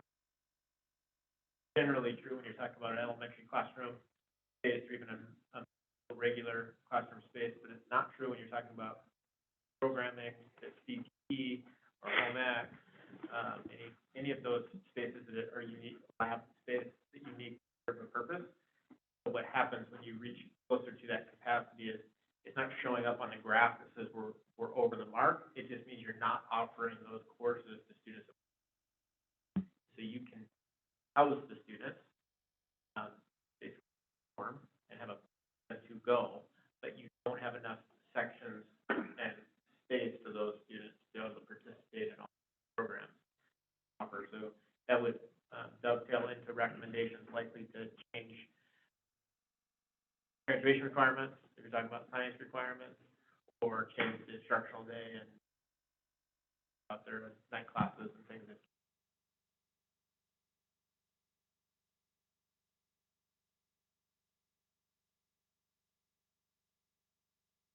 All right, this is one of the shorter pieces of the three, but I assure you there's a lot of work happening here. So simultaneously, we're doing a facility condition assessment or inventory with our counterparts at Morrison Merrily. We've got architects and engineers crawling all over all of your buildings, taking a look at them from top to bottom, and we're basically breaking them. We think in the design and building world is by division. So we're looking at the concrete, the masonry, the siding, the glazing, the doors, the hardware. Addition of the ceilings in is the roof leaking. How old are the boilers? How old are the air handlers? What is the condition of all?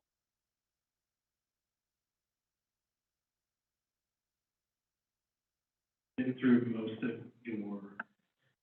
most of your instructional, your buildings where you have classroom spaces, and are working our way through May and into June, looking at all your other. How do you scroll back one second, Mike?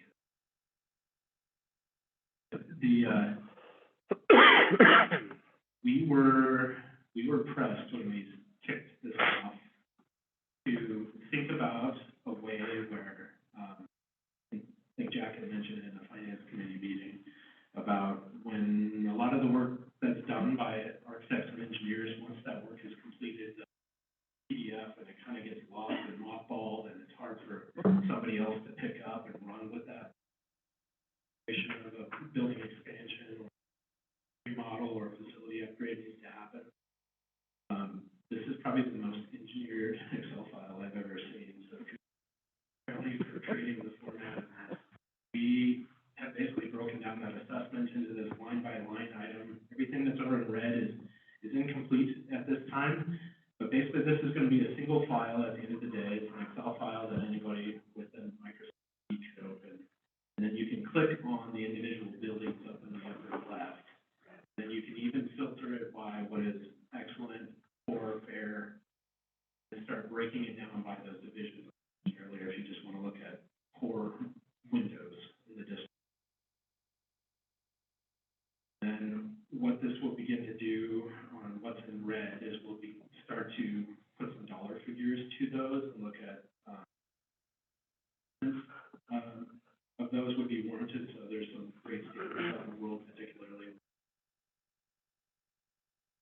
of those before necessary, where it's reached its useful life. Of course, there's outliers. Asbestos tile is finally replaced. A rod lasting 70 years. Other than having asbestos, is a pretty dang durable, great product for this. The idea here is that building maintenance can fix.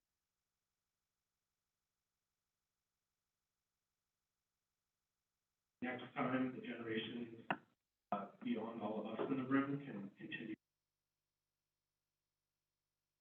a living document that we can use as, not only are we trying to create capacity or solve a visionary instructional thing that our buildings, we're also taking a look at the failing components of that for what needs to be replaced, when it needs to be replaced. I think that'll be a huge asset. I'm going to introduce Jordan with Morrison Merrily. This is a civil engineer. Introduce this next topic, and it's a little different than everything else I just showed you. It's kind of satellite to everything that's been going on, but it's so relevant, kind of plugs into it. So we thought we'd end of this. Mike, I don't know if you want to introduce this. I can. As we embarked on the long-range facility planning process and just trying to take into considerations and being good stewards of what we have and how we move things forward, I asked more summarily, Jordan, and Shane to look at the site plan for, Rankin, which is supposed to, at some point, 5 years ago, it was, we're gonna build another middle school there potentially. And so looking at site plans and facilities and, requirements for parking structures, and then also trying to take into account what's going on with the city and their road development and what their master planning looks like. We kind of started this process of looking at what that would look like. And this is just, you know, we haven't designed classroom spaces or anything else. There's nothing final about this, but there's some things that we want the board to consider, and I wanted to put it in front of you tonight because we may be coming forward with a recommendation for the future to be included in all of this. And Jordan will certainly go through the nuances, but a year and a half ago, I was approached by the developers just to the south of Rankin Elementary School, where you can see they are putting in approximately 600 apartment units. And they have to work with the city in how that's being phased in. And once they hit a certain number of units, 100 exactly, they have to start creating these secondary access points. And so they actually, you can see on the left side of that development, there's a road that dives into our Rankin property. And initially they said, hey, would you be okay if we built a cul-de-sac on your property? Because we have to have it for plow trucks and garbage trucks and fire trucks. And I said, let me think about that for a second. No. And so, but they were actually reaching out to, you know, in a spirit of cooperation with the district to try and identify some solutions. And Jordan can talk a little bit about this, but you can see there's a bunch of lines in there where that bus loop is next to the proposed middle school site. And there's a road. We actually have a road that accesses the back end of that property that starts on the developer's property and ends on ours. So one way or another, we're gonna have to address a road issue on our current property. And then we started looking at the city's master plan, and they have a road that they're showing is going to connect all the way through the properties and into future development. You can see on the very left of the plan, when Rankin was built, if you get to the left there, Matt, a little bit more, move that over. Yep.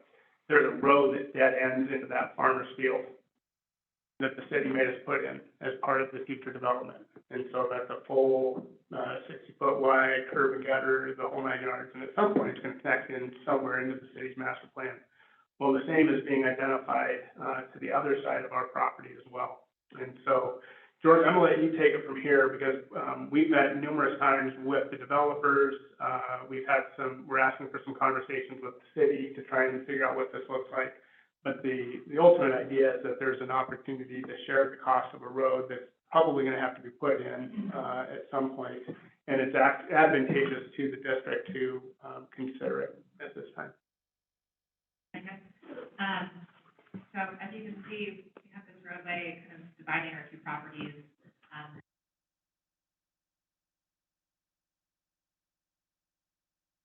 Connect into those new developments, whether or not that's a private alley for them or it's built to, there's an opportunity. That's the next sheet, kind of walks through some of the pros. Negotiating an agreement with the growth plan already shows the road connecting the existing road from Rankin. So working it now, lots of different. There's a potential to utilize that road extension. That's the utility, there's water mains on the wrong side of the road. There's an opportunity for those roadway extensions to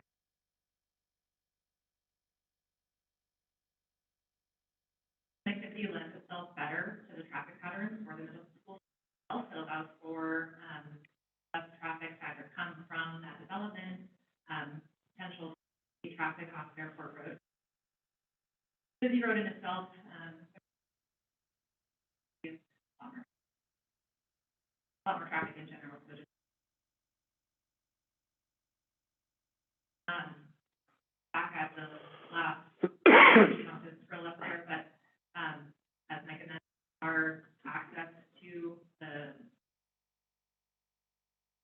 over the property line. You look at it, it looks straight, all perpendicular and compared to the properties, but there's actually there's an opportunity to straighten that out, and allows a little bit more breathing room on additional frontage on the, site, and then it gives more opposite side. So kind of just a swap between the two properties. That first thing that makes the, really the biggest problem we can see is back to traffic flow. We're encouraging more through the development rather than through the desired thoroughfare on Airport Road. There's some considerations to take into consideration, trying to plan fire down the road. But one thing to take into consideration is that right at the dividing line between the two properties is controlled traffic. Being able to put in that roadway intersection, it's right at that separation between MDT and once you trigger MDT review, there's additional stops from driveways, and it may actually hamper down the proposed for future. There's like 1,000-foot setback.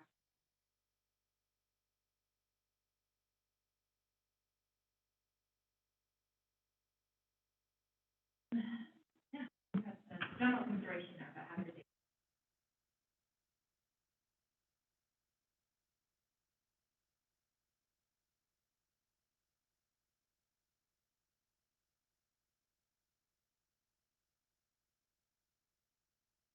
So at East-West Road, the alignment is off a little bit to make it due east-west. How much of that developer's property are they willing to utilize to make the bus drop-off and that other access improved on, over what we have there? Sure. So this is all a very schematic discussion, very preliminary. At the moment, discussions have been splitting the road on either half on each property, solely on one property or the other. Certainly, as we go down this path and the opportunity to push it or that or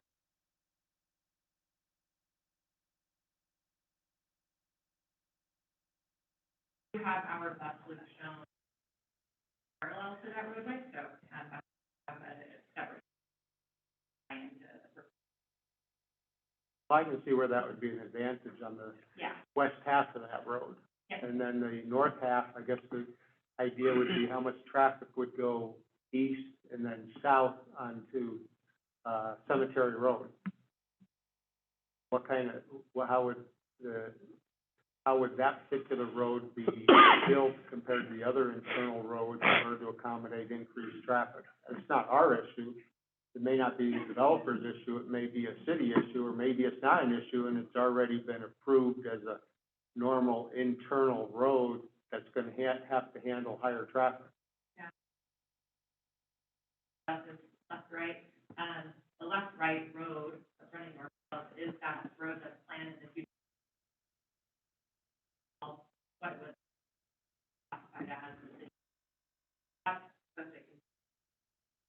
I'm thinking going south to Cemetery and then be able to go out to the light. Correct. Or come out to Airport Road. Right. Yeah, I mean, just looking at the plan, there are a few other minor complexities with, tying this road and the development. When this is required to be extended and tied into there in the future, that's not near our property. This pushes it on property up here, our responsibility, so that is it.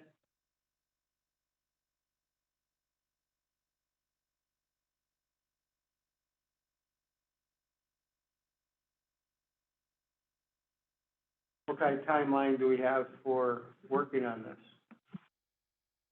Well, my thought was to bring it, one, to put it in front of you tonight, and then, next board meeting, bring it in front of you, and the idea would be to, give permission to entertain further discussions and potential proposals. I didn't want to move anything forward or make any, decisions without the board saying, yeah, we're comfortable with this, let's explore it. No commitments at this point, but we see it as, a win for the district, long term. And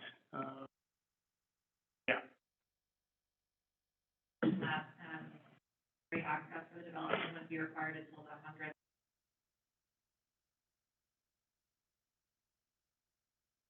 Yeah, 2025, 2026. Doesn't have any constructed, but as I mentioned, review timeline, so.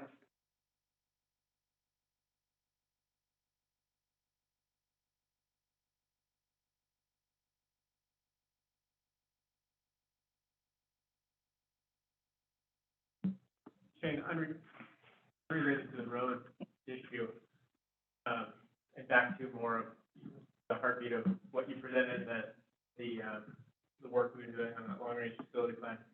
There's, on this slide, there's some 5-year and 10-year projections, and if I remember right, these represent kind of the average of the premier model plus the aggressive. So it's somewhere in between and more likely reasonable, a projection. If the district was to get started today, and we just made a decision, hey, we need to address this, how far out are we on just the process, and by the time you start now, and then construction, and then occupy? That's a great question. I'm gonna give you the most simple of answers, and then you can kind of layer on other modifiers on top of it. Currently working on a K-8 replacement school south of Missoula right now. And, that went through about 8 months of a planning process, so you're engaged in planning already right now. Bond. Easy scenario, it's a K-8 school with about 80,000 square feet. It's easy in that they are building on virgin land.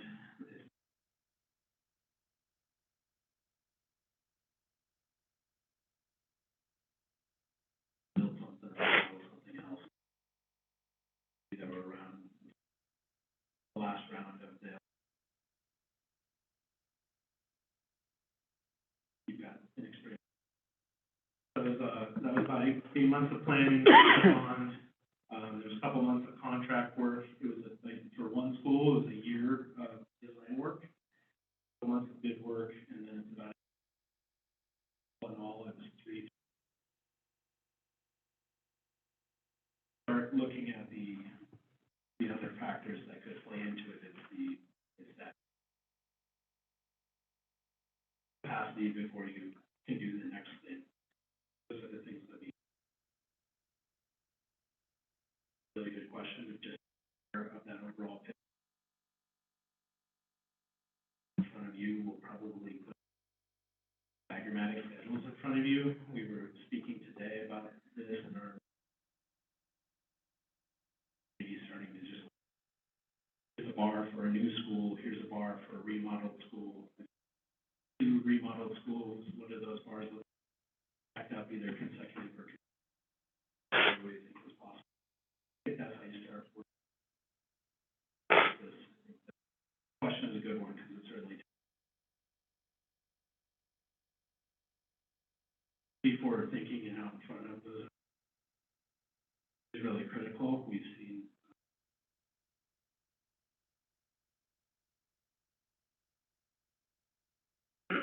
for built a large addition filled up before.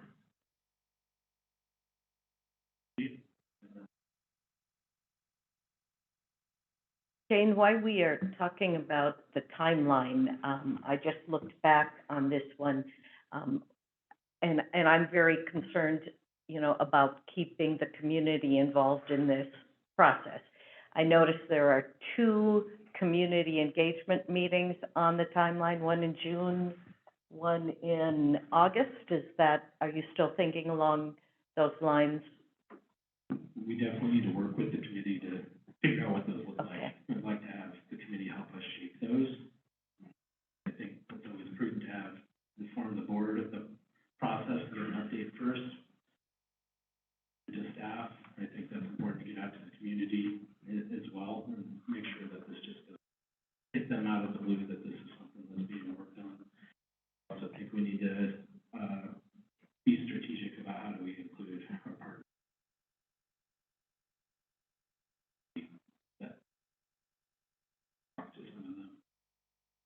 To be able to get them to the table, so this isn't a shock. have them be part of the solution rather than, being told, hey, here's this. Thank you.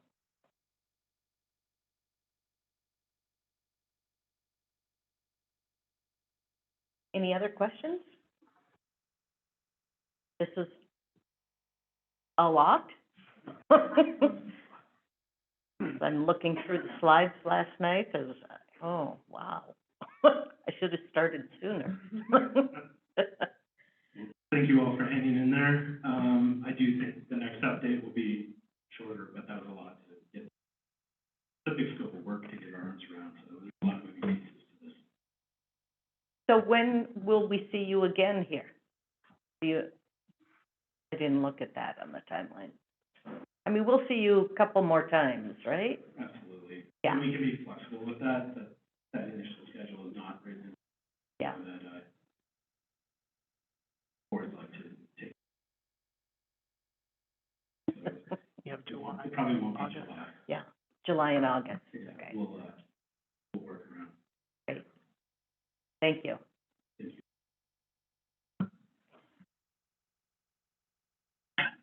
Okay, next up, election canvas. First up, elementary trustee and levy election results. Denise, are you handling this one? Yes, please. Thank you. This just shows the, election results, for each election that we had.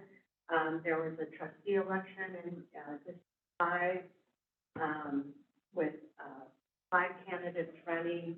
The candidates that received, the 2 candidates who received the most votes are the ones that are elected, because there were 2 seats open, each for a 3-year term. So this just shows you the counts of all of those. We've got Jennifer Merriman and Scott Warnell, being the top 2 vote getters. And then the elementary general fund levy election, total votes for the levy and against the levy, and then the percentages associated with that. Moving on to the high school general fund levy, for and against there. Then the high school District 1 trustee election, and that is, the portion of the high school district that represents, the K-8 elementary districts in that boundary, and that would be Smith Valley, West Valley, Marion, there's a list of them, I can't remember them all right now. But at any rate, there is an election there. There was a seat that was open in high school District 2, which, represents, Evergreen and Helena Flat. And that one, Jack filed to run, and then no one opposed him, so that portion of the election was canceled, and Jack was elected by accident. And then, finally, that's the 5 elections that we had. So those were the results there. And then just a recap of the ballots, issued and then counted. The ballots issued represents the ones that we mailed out. And it represents the ones we mailed out on April 17th, plus all of the, ones that we issued to late registrants, because we mailed them out of a certain date, but then people who weren't registered vote late register and they come and get a ballot. So, there's the totals for each high school district. The ballots accepted column are those where the, county election administrator, looks at the signatures on the ballots and accepts, the ballot, to be able to be counted. And then, just the turnout percentages in each area. I've asked the county to provide me a recap of each high school district and how many votes were for and against the high school levy. They, are working with a new software system that the Secretary of State's office has been using, and, they're still trying to figure out how to run different reports, so I don't have that for you tonight, but they are trying to work on it. And then just, some reasons why ballots were spoiled or rejected. In some cases, we had no ballot in the secret stand below. You can see the reasons there. So this is just a recap of, the election results, and then the other, attachment on the agenda is actually the official canvass of the vote and declaration of results. So I transferred the information to this more official document, and then, this is what you would want to take action on, and I have the copy. So if we could start with the elementary, I can entertain questions too, and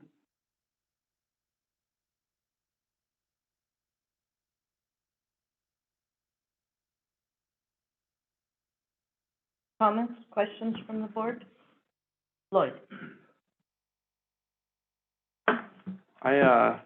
C.S. Lewis is one of my favorite authors, but he, a quote from C.S. Lewis is, one of the most cowardly things ordinary people can do is to shut their eyes to the facts, and I apply that to myself. And I stumbled over my words, so I wrote this out so that I could not screw this up. But according to the Montana Constitution, Article 2, Section 9, our constituents, stakeholders, and all members of the public have the right to know, which means the right to full transparency. After being made aware of the evidence in my possession, I feel it is my duty in the oath I took for this office to make my constituents and the public fully aware of what has transpired during the 2023 school board election cycle. This board of elected officials who have taken the same oath must take these matters seriously.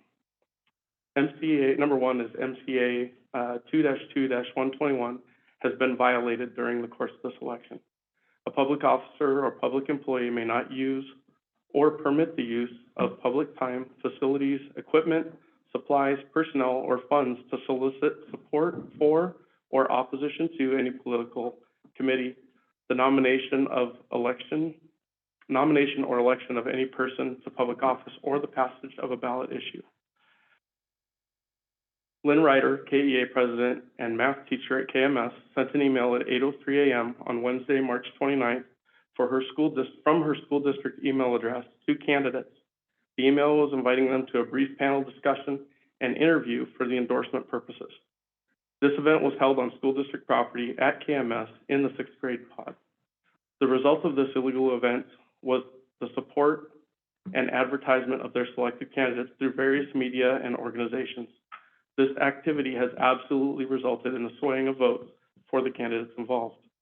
Number two, candidate Jesse Schultz sent an email to KPSC 5 staff informing them of his candidacy and giving them an overview of himself.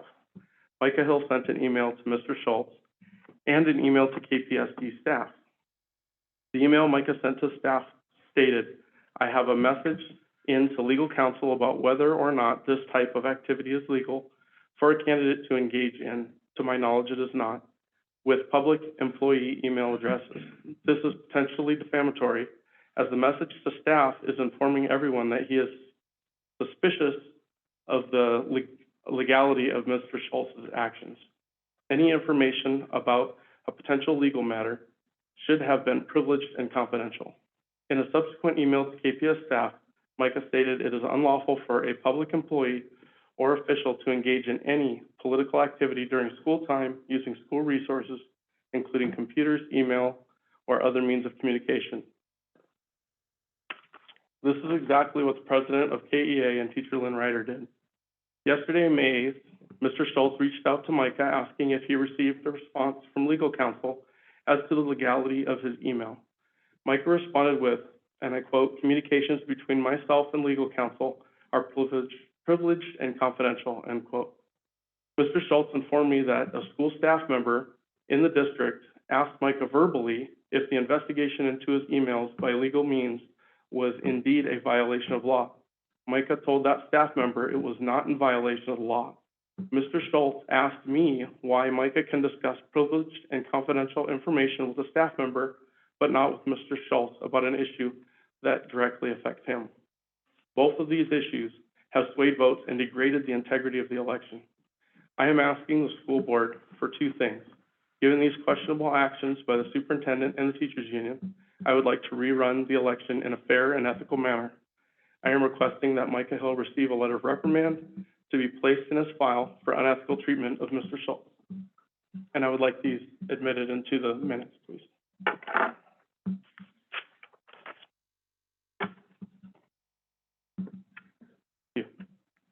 Thank you, Lloyd. Other discussion? Sue, as an elementary trustee, I would move to approve the acceptance of the results of the Kalispell Education Trustees General Fund levy collection as presented. Thank you, Lance. Is there a second from an elementary trustee? Second that. Thank you, Diane. Been moved and seconded. Any further discussion? Any public comment?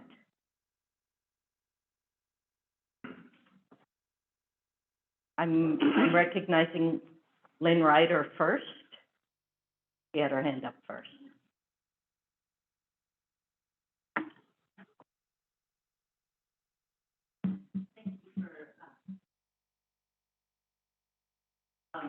I did during, morning, a couple times. I did email all the candidates. Meeting. Here's their views on it. Meeting never happened.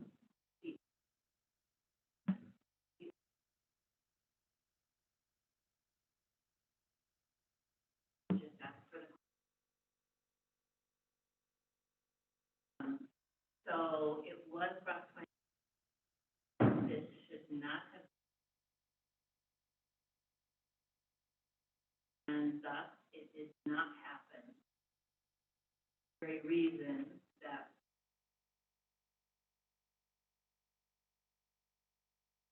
the meeting never happened, the candidates never met with the KA panel. And my apologies.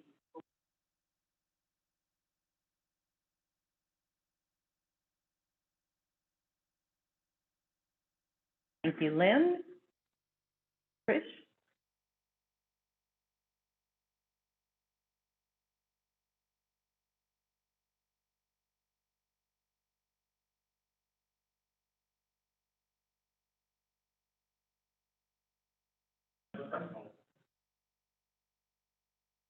Okay, Board of Trustees, are you aware of voter rolls being enacted? Well, they are, and even the SOS. I find that interesting because, I don't know why, it's her elected position. In firsthand on this issue, such as, how are 50 or so votes cast from one grocery store, to the grocery store? Also, many apartments, parks, and our parks have, again, myself and others did this from work and have.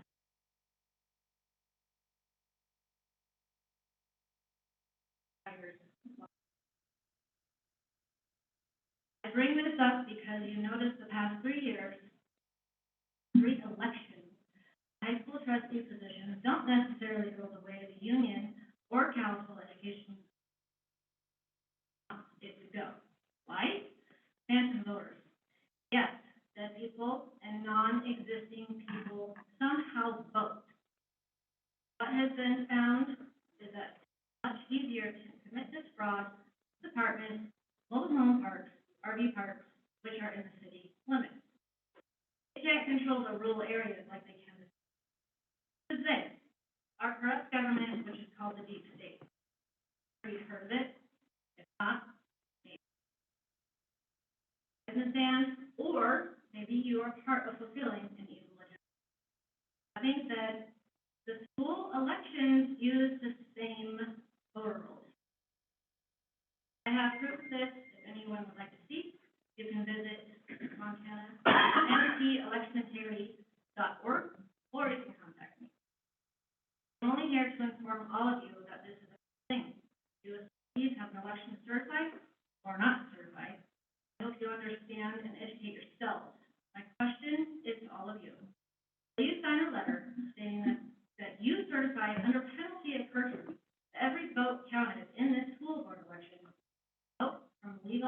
not vote? Not, why not? You're about to vote to serve at this election, but if you can't stand by your vote, which is a result of your oath or duty to citizens, then why would you vote? 30 seconds, Trish. Thank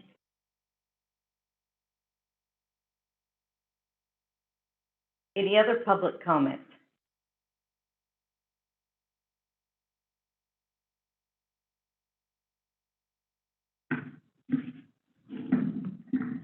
Sean Pandita, Kalispell.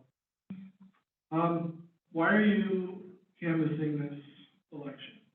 Well, Montana Code 13-15-401 says governing body as Board of County Canvassers, governing body of a county consolidated local government is ex officio Board of County Canvassers and shall meet as the Board of County Canvassers at the usual meeting place of the governing body at the time determined by the board within 14 days after each election to complete the canvass of returns.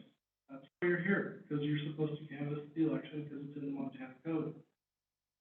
The next section, however, reads, if one or more of the members of the governing body cannot attend the meeting, the member's place must be filled. We're missing 2 people here. By one or more county officers chosen by the remaining members of the governing body, so that the Board of County Canvassers membership equals the membership of the governing body. I don't see that happening tonight, so I don't see how you can legally canvass this election missing 2 of your trustees. I asked earlier if they were here. I'm assuming they're not here because through all your voting, you never heard them say anything, so guessing they're not on Zoom. I can't really tell, but there was mentioned tonight in email that yes, I responded to. I did a FOIA on this particular email, and I was told, I have it in writing, that no one responded to that email. I did a FOIA. I paid $43 to this school. I was lied to. And the answer that I got back, because also hearing tonight, this email was sent to all candidates. Yeah, I got back that it wasn't sent to all candidates. So this is a big problem. My FOIA was fraudulent in the answer. And that is unacceptable. Unacceptable to me. Thank you, Sean. Is there any other public comment?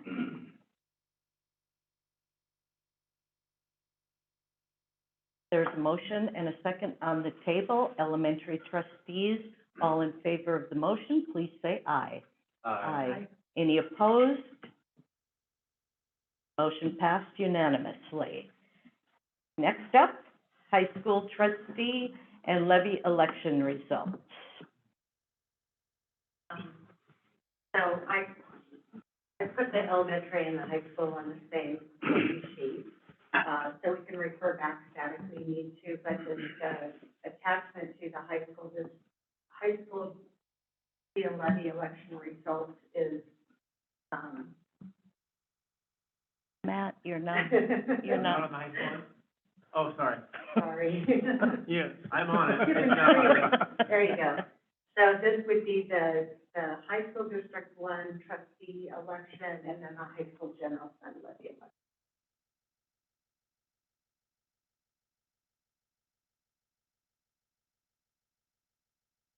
Jack? I move to approve the acceptance of the high school trustee and levy election results as presented. Thank you, Jack. Is there a second? Thank you, Lance. Been moved and seconded. Any other discussion? Public comment? I have a question, Sue. Oh, sorry. Michael, what, There it goes. according to the law, is that true that we need all trustees present for seats filled? I just put that. Yes, Okay, so, in Montana Code annotated 2024-15, it says trustees to canvass votes. At the first regular or special meeting of the trustees conducted after the receipt of the certified tally sheet of any school election from all the polls of the district,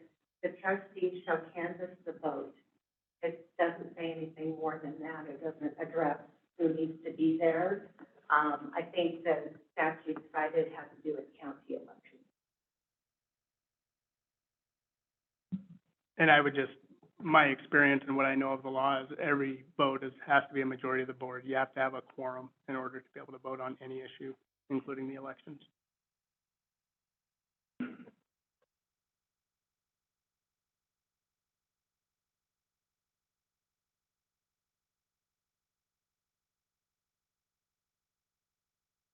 Any public comment?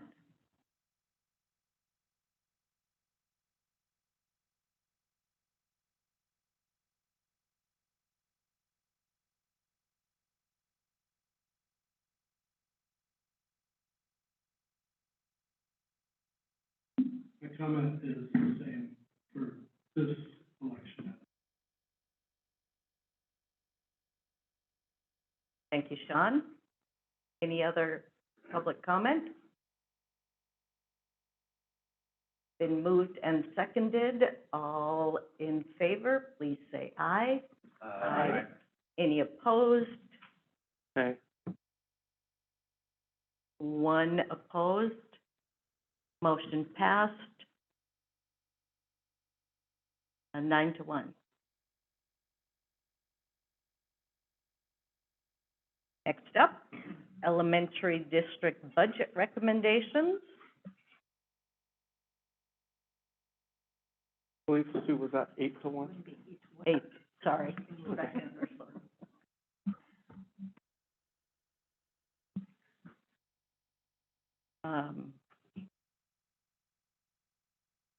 Who's doing this one? I am, just Matt? give me a second, Okay, I'm gonna thank zoom in you. real quick here.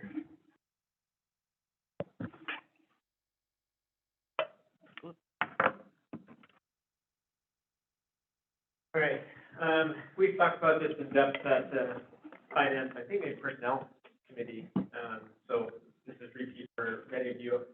But what we're talking about here is just to start from the top and what we're looking at from the elementary in total for the budget shortfall. And we're looking at about $1.2 million shortfall.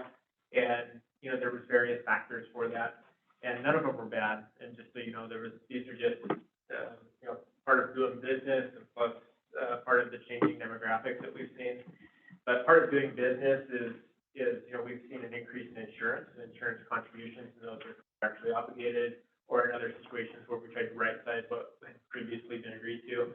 And then the classified negotiations last year, we made a sincere effort, for those of you that participated in that, you remember to try to, get our employees to be able to start at $15 an hour. And so we're not talking extravagant wages here, we're talking about, you're trying to be competitive with the lowest end of those types of service industry workers. And then we've seen a decrease in enrollment. And so those things all coupled together make up the budget shortfall. And then remember, when we see a state increase, we see a state increase of, you know, that 3%, which is the maximum, and it was actually less than that, 2.74. And that just represents a 2.74 increase on part of the budget. And, you know, if you're looking at the CPI index anywhere, you're seeing that, you know, inflationary increases have definitely outpaced that. So, you know, you couple all those things together, and we're looking at a pretty significant shortfall. And the elementary district was fortunate to pass a levy, and that is about $350,000. So what I'm proposing tonight is total reductions that are pretty significant, but represent $672,114. And remember, these are budget projections. They're not expenditure reports. So it's important to point out the key difference that we make a budget recommendation, we're assuming that all positions are full and that all of our funds are totally spent. And in the event that that happens, what would the negative or plus delta be? And so that never happens in a school. You know, when you have a full budget, you always have unexpected things happen. You know, for example, this year we've had 1.5 custodians at the middle school alone those positions have gone unfilled all year. So those were represented last year in a projected budget, and then they were never actualized in an expenditure report.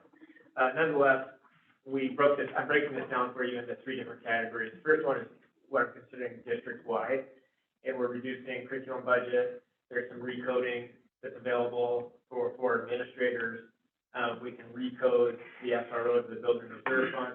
It's really 1 year only, and that's legitimately where we're taking, funds out of an account that we can use for SROs. It's appropriate use of it, but it just means we can't spend that money on other things that are associated with our buildings. And we can recode part of our nurses, which, remember, we don't get funding mechanisms from the state for nurses. We can recode that in partial to Medicaid. And then we still have a reduction of one specialist staff, and that's across the district to be identified. On the elementary, and I'm referring to our elementary, our EK5 buildings. We're looking at, reducing 4 paras, and so currently our instructional model in the elementaries is we have a paraprofessional and a teacher in our early K classrooms. So these are classrooms with about 16 to 18 4-year-olds, or young 5-year-olds. And what we do is we'd reduce that model, and we would not have the para in there, we just have the classroom teacher, but we limit the class size at 15 or 16. We have an open. Right, do you want me to wait? I can wait. I'm not an elementary trustee, Okay. neither is Jack. Okay. My apologies. We have an open library position at Elrod, and our intent would be to not fill that library position, and then we would share a librarian between Elrod and Russell, and it'd be a 0.5 at each site. And then we have a 0.5 librarian open at Peterson, and our intent would be to not fill that 0.5 librarian position at Peterson, but then we'd split between Peterson and Hedges. So that between those two schools, there'd be a 1.5, and so it'd be a 0.75 FTE at both of those sites. And then on the KMS side, the goal here with all of our schools is what reductions can we make that stay the furthest away from our students' experience during the day.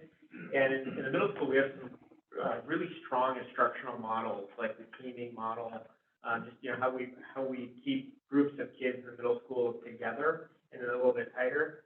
And we're able to make these reductions without interfering with that teaming model. But this is about as close as we can go to touching that. Any further reductions, it would look a lot like high school, where you have lots of kids just mixing, and they're mixing outside of that regular team.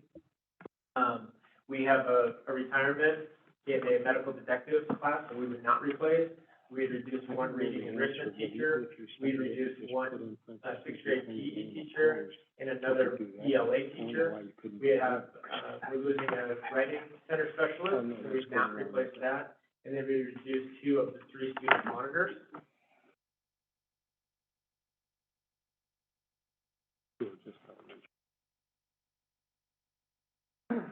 And then we have an opportunity here just to put some other things on the table. These are tough cuts, but I just want to recognize them in this budget because they end up showing up somewhere else. And so when you talk about, a wrestling program, we could cut that as a middle school, or it's about $12,000. Numbers have been low. There might be an opportunity through the stipend committee that adds something back to middle school, because the goal would be to still provide opportunities. And then reducing field trips, 10% of the block grant. Block grants are what principals have at their discretion to use for different types of curriculum resources or instructional material. And so if that's not being paid for at the building level, it usually comes back to the district level. And same with athletic budgets. That could probably be reduced by $5,000, but it would be replaced with a pay-to-play at the middle school. That would take a little bit more work. Then we're just breaking this down by non-instructional reductions, classified reductions, and then certified reductions. You see that, it takes quite a few FTE when you're looking at salaries of classified staff to come up with $183,000. That's 8 FTE. And we're looking at the certified staff, we're looking at 5.3 to come up with that 200.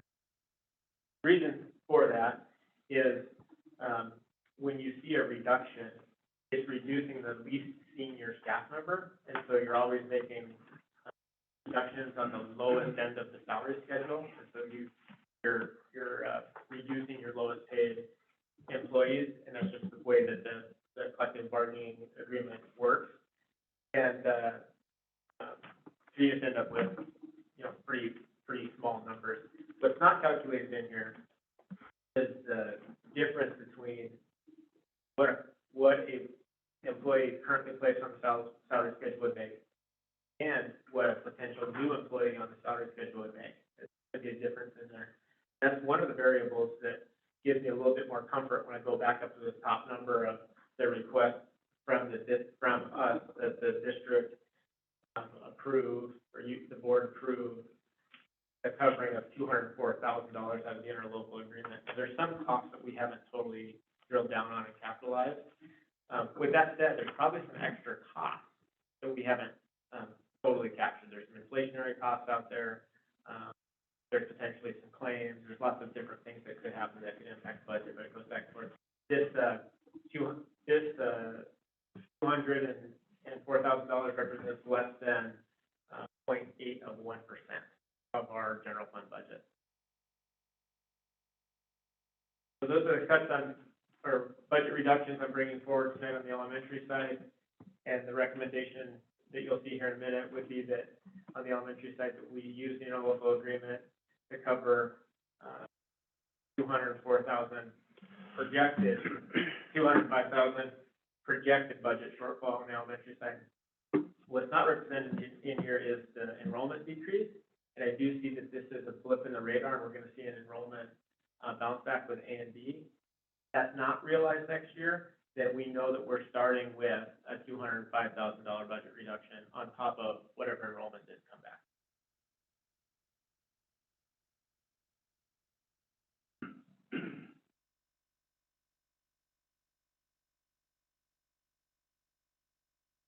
Questions? You need to turn off your microphone, Matt. It's hard, like, when we talk about transformational learning and personalized competency-based, it's hard to see field trips taken out. What they're doing, right? Like, part of that learning. Was there maybe something?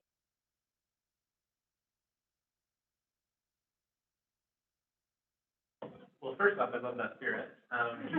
You know, when we talk about field trips, I think they conceptualized it maybe when we were in school. Field trips represented something that was a little bit abstract. It was used as a reward. Certain kids got to go, certain kids didn't.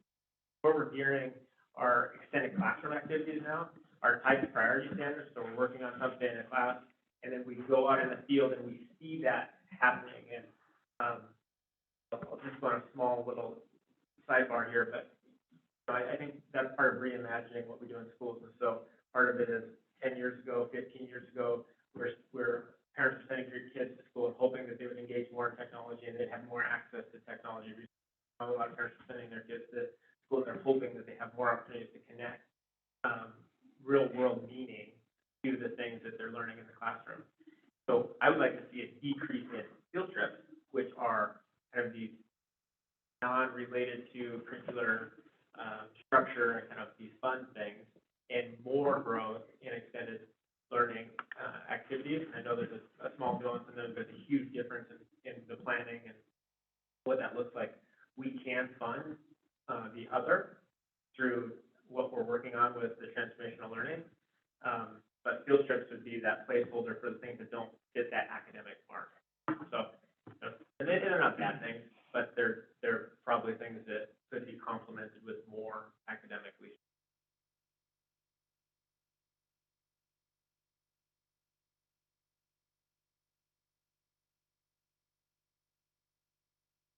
Other questions?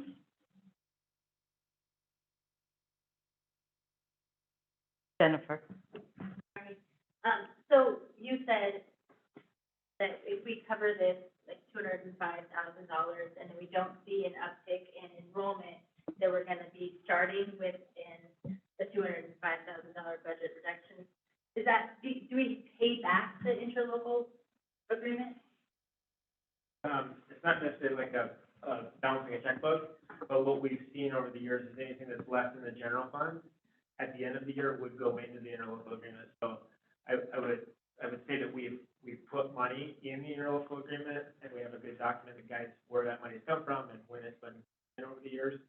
But once that money goes in the interlocal agreement, it can be used for anything. So there's sometimes this intent of, we're gonna take, and I'm thinking back to Mrs. Langer's very detailed Excel spreadsheets that would say we're $7,000 of curriculum funds, putting them into the interlocal agreement to someday be used for curriculum. But there's really no such thing as curriculum funds because curriculum funds come from the general fund. It's just money that we pulled aside at one point, put it on an Excel spreadsheet that said this represents money we're going to use for curriculum. But then at the end of the year, it's really just money that's unspent. So instead of that old model of use it or lose it, we've identified an interlocal agreement where you can put it in there, and then you can use it to pull it back.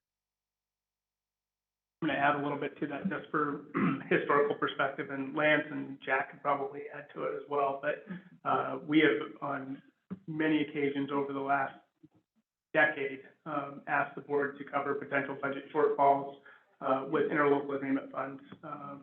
We have not, ever accessed those funds. What we're doing is we're projecting a budget. It's just a budget on paper. It's not actual expenditures, but it's kind of a, this is what we might need, just in case. But in the last 10 years, we've never actually used the interlocal agreement to do that. We've always come in under budget.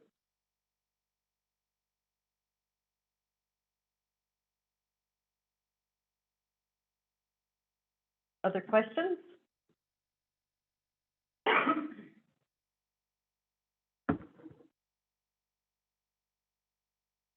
Anyone comfortable making a motion? Move to approve up to.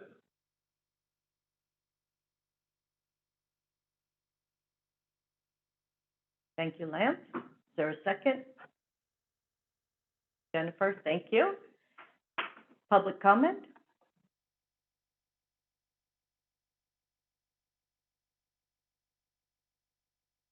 For talking budgets, I was just wondering, in the March meeting, we were talking about transformational learning.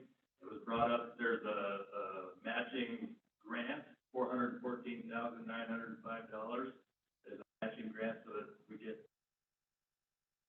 So is that part of this elementary general fund, and wouldn't that cause this budget to be less, or am I reading that wrong? Seems like that would have to be taken out of next year's budget in order to match and get the state. That was just my question.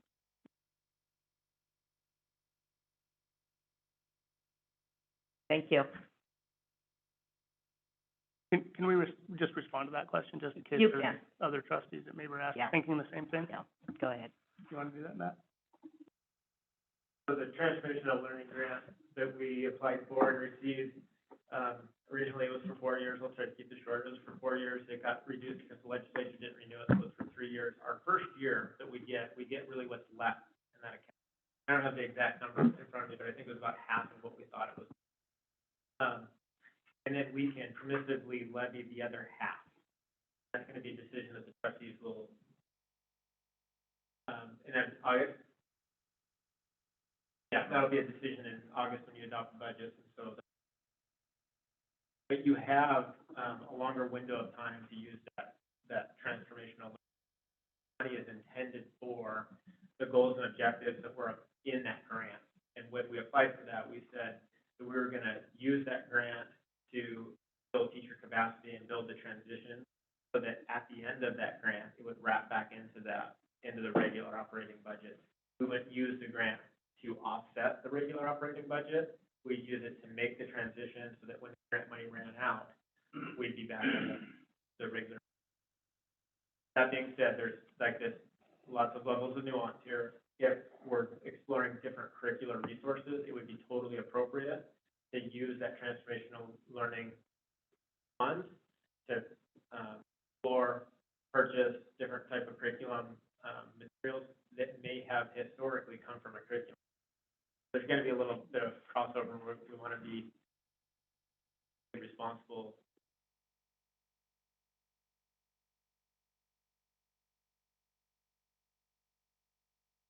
That's fine. Nodding. It makes a little bit of sense, but it's nuanced. It's nuanced, but we also have an accountability to the grant and to the state for how we said we were going to use the funds to begin with, and then following through with using them how we said we would use them. If we didn't specify we're using it to offset a budget shortfall, then we should not be using them to offset budget shortfalls. interesting where the money comes from, that's why I was asking. Appreciate the update.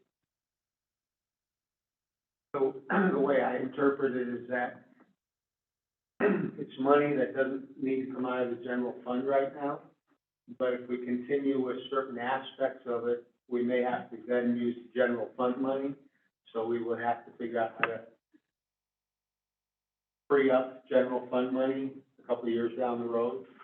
So it's helping cover certain general fund costs right now that would otherwise be covered with the transformational learning. So we may have a lot of administrative aspects like Mike Kelly or Chow, creating all of that, and then they may go back to some prior positions because they set everything up, and that maybe then that we would like to hope it would be covered by the general fund. It may not, but then at that point in time, we're going to be faced with additional decisions to make that allows the administrative structure to exist to create those programs without going into the general fund. And start with a non-permissive levy.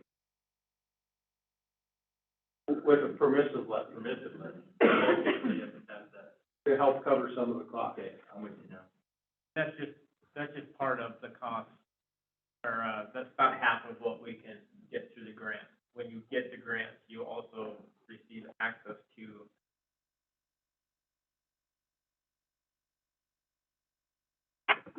Jackie did a much better job than I did, so, I'll just refer to you next time. Okay, I just want to move on with public comment. Go ahead, Sean. Sean Handy, Kalispell. So when I look through the warrants, see vote on these a couple times a month, and it's anywhere between $500,000, $250,000, $500,000 usually. And I look at the budget, your reductions you're showing here, and there's a number of individuals that are going to lose their job. It looks like to me, 8, and then 5.4, how that works, but. Or maybe just be cut back. I don't know if somebody's going to be all out fired, or if there's going to just be, you're going part-time now. But that's kind of bothersome to me when I look at the warrants and I see money being spent on things like, well, one of the big ones was more cameras in the elementary schools. Well, that was almost the entire, or maybe even more than the entire teacher's salary for the year. I think you can focus on this money that's getting spent just every single 2 weeks. And I understand, you gotta pay the light bills. There's things in there that are absolutely 100% necessary, but there's things in there that probably should be looked at. Hey, do you really need, for example, $5,000 in new helmets for the football program? If we do, well, maybe we should increase our athletic fee. There should be a larger athletic fee for football. If it's really that expensive for the equipment, people that are doing the football program, well, let's, instead of, I don't know what their athletic fee is, but I know soccer's was like $35. Should be like, and at the same time, we shouldn't be leaving any students out that want to play that can't afford it. We do have a number of students that are on the lunch program, and you know their family's finances because they've had to fill out the paperwork. Obviously, those students probably wouldn't be able to afford an increased athletic fee, but they should still be allowed to play.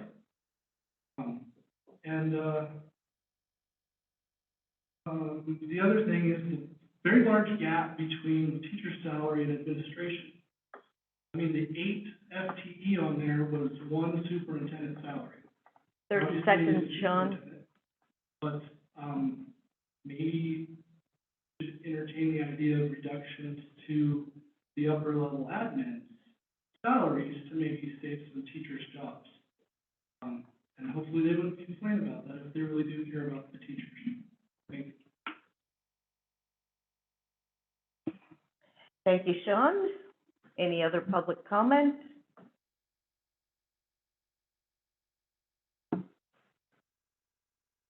It has, did we we have a motion? It's been moved and seconded that we approve the elementary budget. Elementary trustees in favor, please say aye. Aye. Any opposed? Motion passed unanimously. Next up, high school district budget recommendations. Want to take it, Pete? Okay, been quiet. On the wrong screen. Oh, jeez. Sorry, Pete. Well, he's only giving you 3 minutes. Okay, I can do it. So I just wanted to point out, we have a $674,000, $329 budget shortfall. But what I want to point out with that, and that's after we've trimmed everything back. About this in finance, in other arenas, but, we cut back on all of our ESER positions, we cut back on the print shop, we got the central office, not filling the IT director, we've taken on, we've taken on the HR role.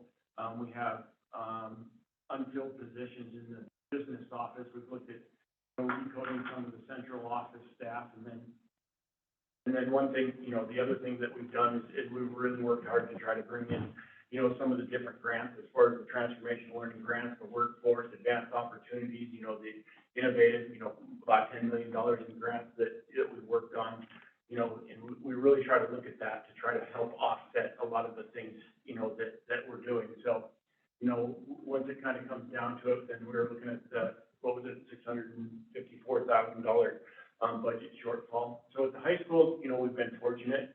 Can you go up a little bit, Matt?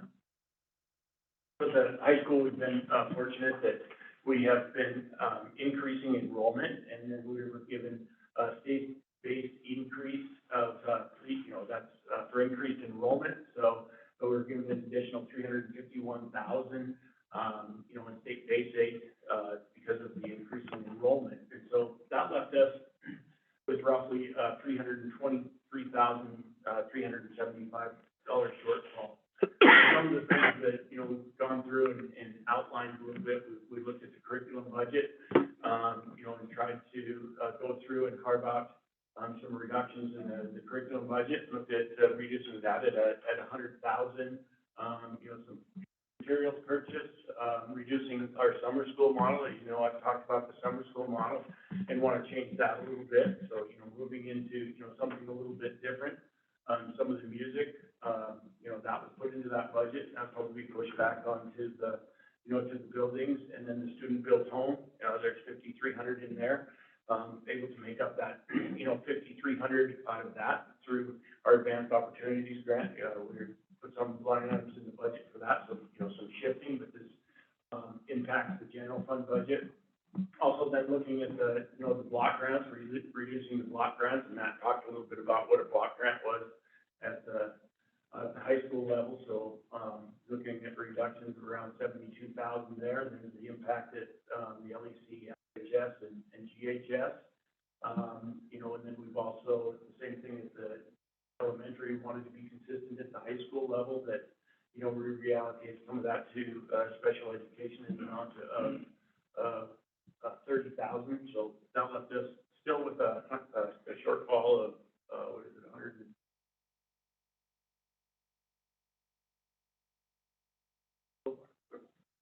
There we go. So, at about 120,000, and so, it's the same request, at the high school level, it's asking, to pass a motion to use $121,000 out of, the interlocal agreement in order to cover that if it is necessary.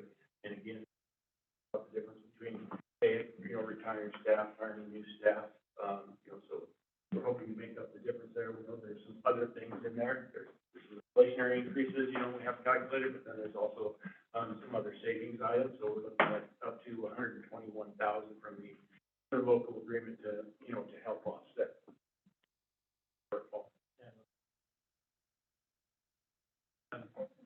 We have worked together also on when we're looking at staffing reductions, we were able to use, elementary, middle school, and high school existing or open positions for anybody that would be reassigned.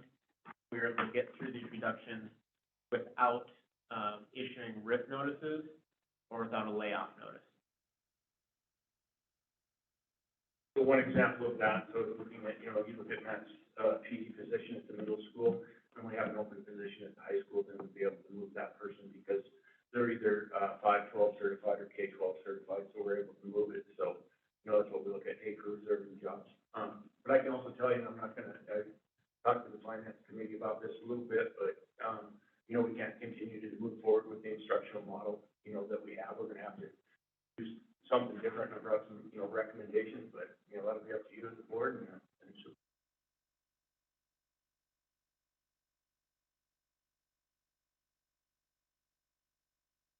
Thanks, Pete. Questions?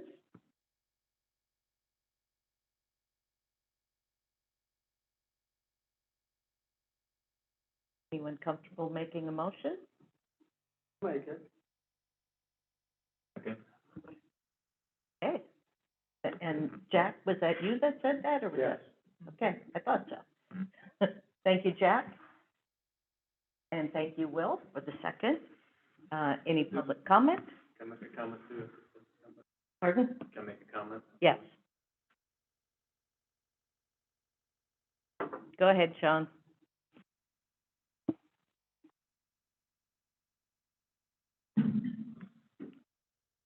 Sean Penny, Council. So I see you're still 120,000 short, and I guess, since 11 didn't pass, you're not gonna spend that extra money on baseball like you were talking about.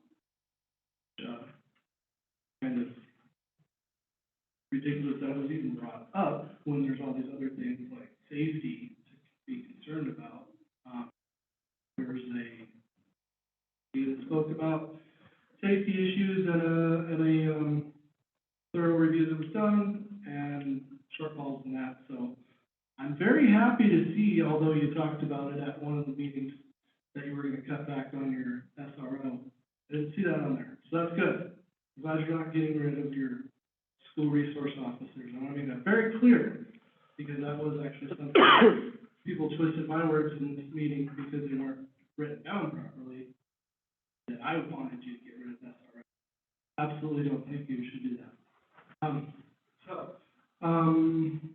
You can save about $120,000. I did a plan, and I found out that your AP program costs you about $5,000 a year, and your IB program costs you about $92,000 a year.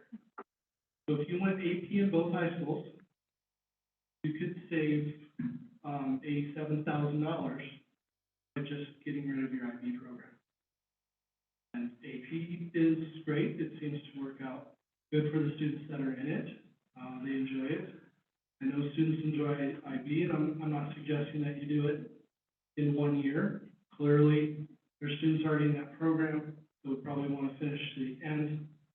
So in fairness to them, that would be, they should continue for a couple more years with the, planned end date on it, because you are looking ways to save money, and that's one right there. It doesn't really overly affect too many students, because your AP program should be equally as good as your IB. Otherwise, why wouldn't you just have IB at both schools? Wasn't as good. And again, with these warrants, there's just a lot of extra money. If you dig into these things and figure out where you're spending it. When I first started coming to these school board meetings, we all had to vote on anything that was gonna cost more than $10,000. We had passed the policy, and now it's $50,000. That is a lot of money. That is more than 30 teacher seconds, salary Sean. that you're not even voting on. This stuff is just spent and spent and spent. And then you're cutting back and having to get rid of staff, which I think you can save money in other places. Not have to get rid of. I would say. Thank you.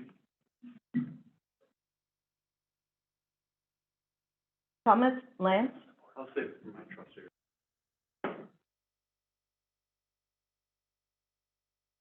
It has been, oh, Diane?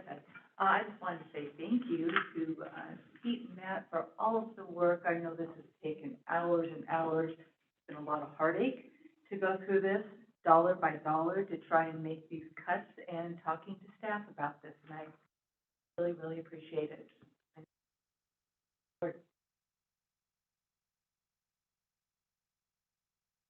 One of those tough things, tough decisions we have to work through. So I do appreciate the time you've spent on this. Been moved and seconded that we approve the budget recommendations. All in favor, please say aye. Aye. Any opposed? Motion passed unanimously. Safe return to schools and continuity of service plan. Yep, so asking the board to, approve this, it's supposed to be done every 6 months, so we're just a little bit ahead of schedule.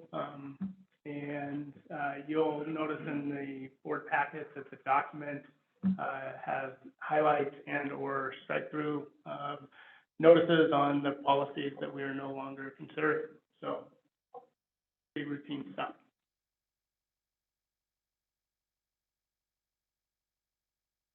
Any questions? It is pretty routine. Anybody want to make a motion to approve the safe return to school and continuity of services plan as presented?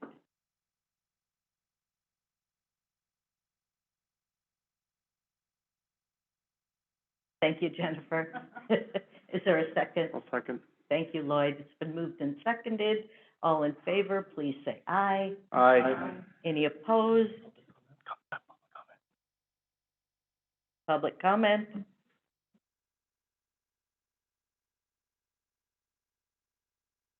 Yeah. Next up, consent agenda. Elementary only.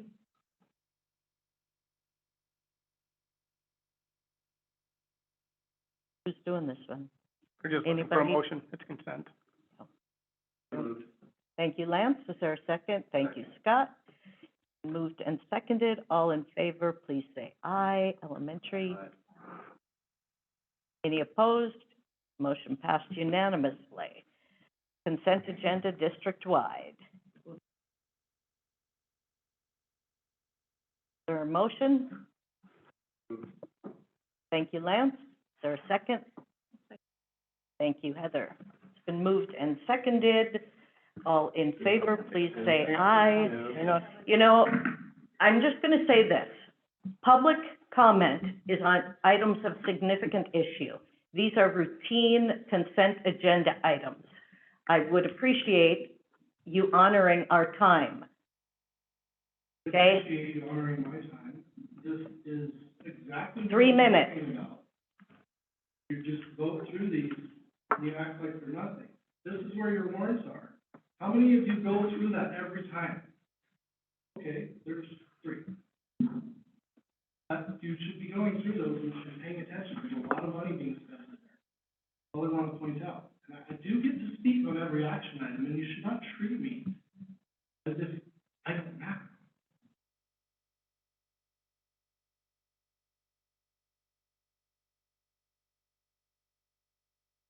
All in favor, please say aye. Aye. Any opposed? Motion passed unanimously. Trustee report. Let's start over here with Jennifer. Scott? I want to say that I got on this board for the students in this district. People, amazing students. I have no problem of board members thinking that the election was stolen and wanting me to go through it. If there was 1,800 dead people that voted for me, I don't want their vote. But I believe that this election was run well by Denise, and that election came out the way voters wanted it to. And I appreciate the support that I got from every member that voted for me across the district. I appreciate the support of the staff in this district. I appreciate the support.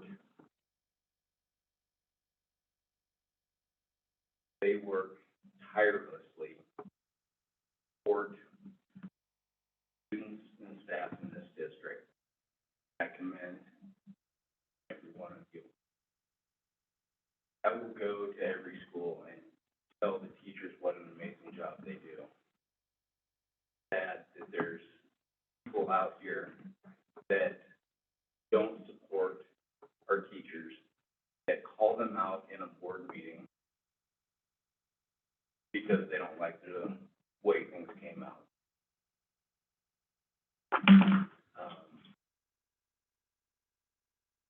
If you guys want me to run again, I'm more than happy to throw my name in the hat and run a second election.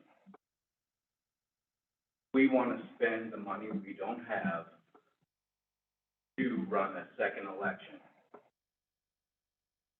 I'm all for it, but I'm not in favor of spending the money that we're already trying to make cuts for to trying to satisfy someone because they didn't get elected or that they think that the election was rigged somehow. And so, if people that didn't get elected, if they can come up with another 1,800 votes that above me, for them, I'll run. I'm willing to do it again. So I just wish that the board would, I don't expect us to agree on everything, but I do expect us to be respectful to each other, to be respectful to the staff and students that we are here to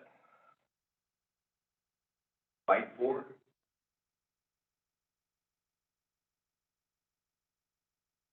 That's my trust. Thank you, Scott. Lance? A couple items.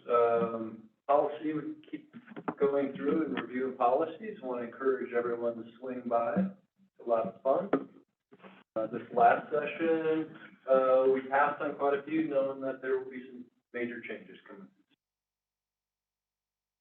We are going to take a closer look at attendance policy. It just seems like there's some prescribed things that are not appropriate anymore in the hopper. Last, there was a lot of meat in this board meeting. A lot of good work, a lot of tough decisions concerning reduction. We had a good crowd here at the beginning. Disappointing that they didn't make it through to take a look at some of the most important things, how we're going to spend money, how we're going to cut back. That when the hot button issue is over, start doing it. Thank you, Lance. Jack? No comment. Heather? I was able to attend a mentor luncheon at Glacier a few weeks ago, with Mike Kelly and Elsie Arnson showed up. We had a chef come in from New York, and it was hosted at Glacier with all of the culinary arts students. They also shared it with Flathead Culinary Arts, joined in, and it was amazing to see the turnout with the community. We had a bunch of different restaurant owners show up from Whitefish to Kalispell and just celebrate these kids and really get to see what they're doing. Speaking with a bunch of the owners, restaurant owners, they were above and beyond impressed, and so was I. Our kids did a great job, and this chef out of New York, he actually said he's hoping he gets an invite back again next year. So that was pretty incredible to be part of. Also, I attended the VOAG plant sale. They have plants left. I know we all got that email. I had no idea. It is like Black Friday at the BOAG Center. So anybody next year, when you get that invite to come and support them, you better get there early, at least an hour to park and get in line. They did an amazing job. They were top-notch. The plants were comparable to Hooper's and Plantland. Our kids did an amazing job. They shuffled through that crowd. They were in the crowd asking if they could help and guide you to find whatever you needed, and they shuffled everybody through and got everybody checked out. And I'm not kidding, and I'm not exaggerating. The line just wound around the building. There were that many people there. Lastly, with the election, I know this is a hot topic item tonight, but I do want to point out, Denise, you worked very, very hard on this election, and I want to thank you. It was a late night. We were there with you. Micah was there. Sean was there. It was a very late night. I also got a chance to talk with Debbie. And thanks, Gia and Monica, for helping us with this process, and they assured us that next year it will be smoother, and they look forward to working with us again. So thank you. Lloyd? I spoke with, every time I run into students in our district, especially high school students and high school trustee, I ask them what school they go to and what they like the most and what they like the least, just to share with you guys. And today, Shayla Attard, said I could share her name. She works at, Norm's, soda fountain.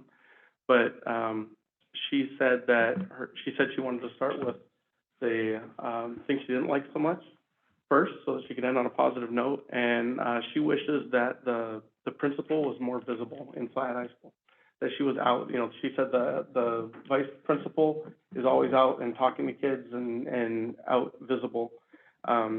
She said she'd just like to see the principal more. That was the only negative thing she had to say, which really isn't a negative, because I know that Principal Payne is very busy. And the thing she liked most about Flathead High School was the sense of community, how when the students need to rally together for something that they all do. And I wanted to share, you know, I agree with Scott that you guys work tirelessly, and I do appreciate what you do. But I also think that we as board members and the administration need to exercise some humility, and when there's a mistake made, to actually say, yes, there was a mistake made. I think that not doing so is part of why we have a hard time passing levy. As far as, you know, last year, again, it was a zero impact levy, and it didn't pass. And if it wasn't money, then it's got to be our standing with the community. But a little humility and saying you make a mistake. I'll say I made a mistake when I do. You know, if it's brought up to me and I find that I have it, I mean, it's no problem. And I'll say I did just for the betterment of the board. But what I read tonight and what I discussed, I printed out. I have extra copies. If you want to see the actual evidence, it's in my hand right now, and I have copies for anybody who wants to see it. And ignoring the facts is not going to make any of these things go away. You know, and when you speak to respect for teachers, I think respect should be for our community members as well. And when one of our community members is wronged by myself, the board, or administration, I think that needs to be addressed. Thank you. Well, so Lloyd just said that ignoring these things is going to make them go away. But I get to go away.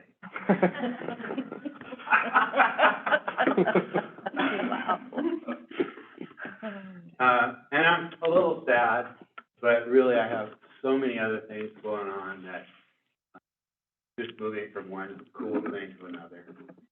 But all of you have really touched my life, and being a service here has meant so much to me. We've had an incredible 3 years. It's been crazy. It looks like next year is going to be crazy. I won't be here. But I know that you guys are going to do an awesome job. The kids are just going to reap super benefits from all of you. And I'm just leaving knowing that the good hands are going to take care of everything. Thank you. Thank you, everybody. and you know you have one more meeting to go. Yeah, but I never know when I can use this or not, so. I'm gonna do it now. Thank you, Will. You will be missed. Yeah. Diane? Yeah, I'm gonna make sure I get to do it now too. Yeah. And I echo and say, it's been an honor, and I've enjoyed my time. And, Jack, thank you for all the advice you gave me right to begin with, you know, to really listen, to learn. I appreciate that, and Lance, you too. All that, so wise, questions and, comments that you would, pose to me, I really appreciate that. So I am so glad I've had this time. I will go back into the community and know so much more about the school, the budget, and what goes on behind the scenes. Because I think as a community member, I was not aware of what all it took to run a school, and I think everyone should have this experience.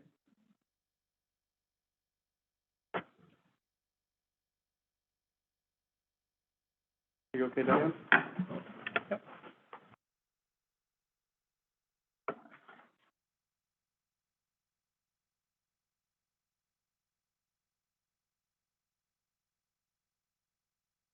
Yep.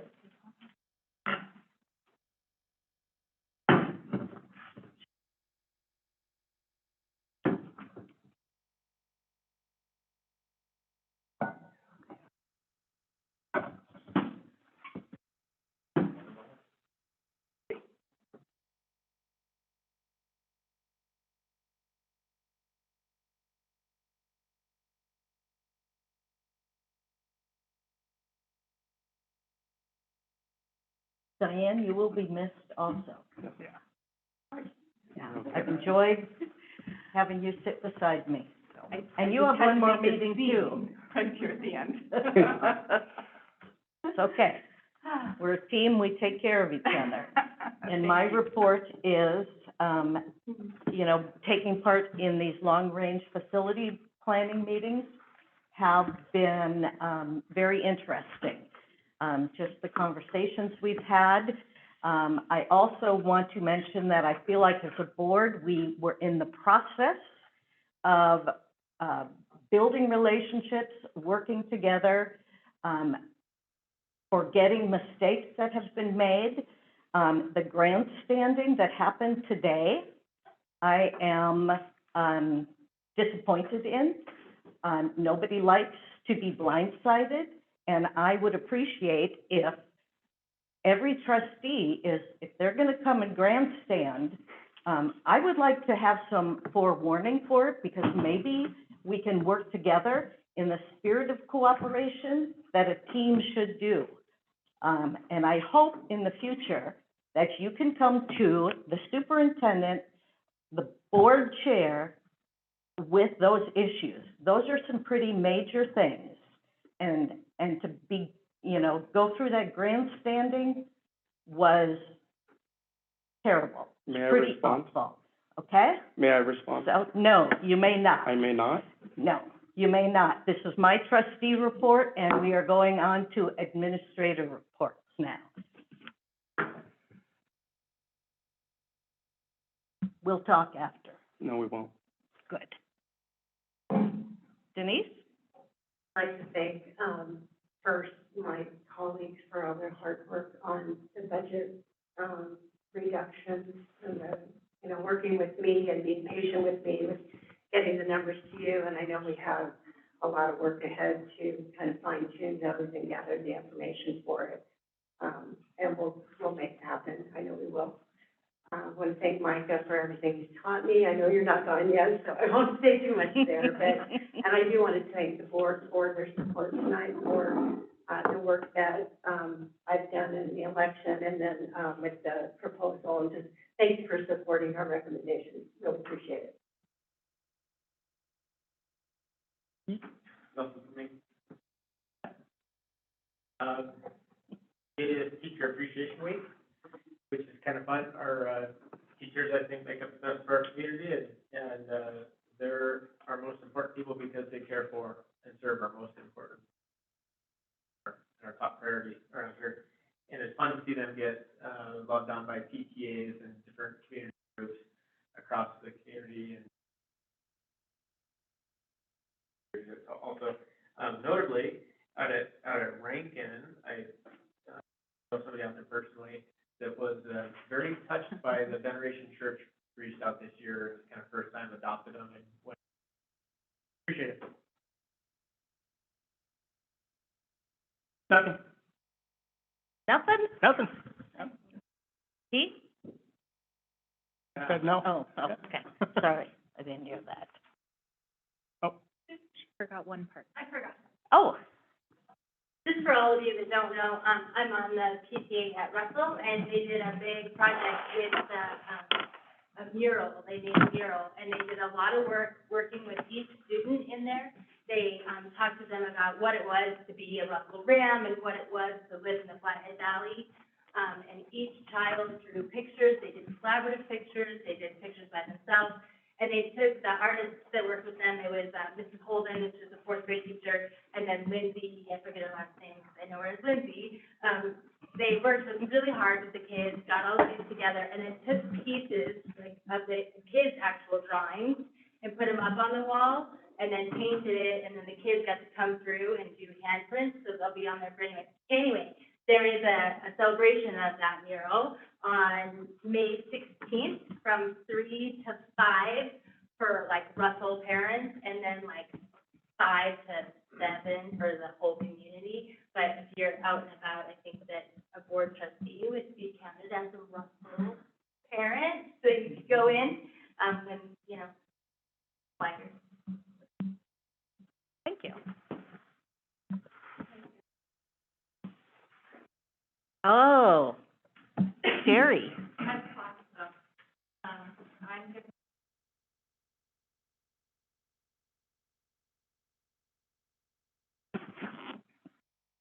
Sidelines watching. We're encouraging everybody and offering to go out and help everybody, and I just thought it was amazing. Thank you. Well, I did meet a man today that didn't know about it, and he's directly across the street from Hedges. I was walking back to my car, and I ended up at his house for 45 minutes, and I'm like, why didn't I meet you 2 weeks ago? But he had already voted yes for it, so he voted without even knowing. All right, good. Thank you, Sherry. Upcoming meetings, please take a look at your committee assignments and when your next meeting is. Our next meeting and work session is May 23rd. Our motion to adjourn? Yes.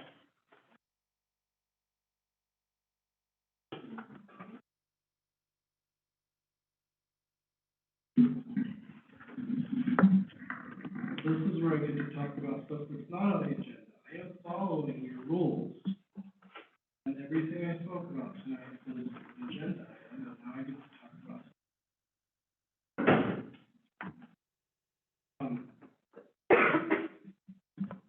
And I am respectful. I appreciate what you all do here. I really do. But the public is here to come and share with this board what we think. Otherwise, it wouldn't be a republic. You were just making decisions in here, took zero input, and just did what you wanted, which most of the time seems like what happens. Sometimes it does. And we did get,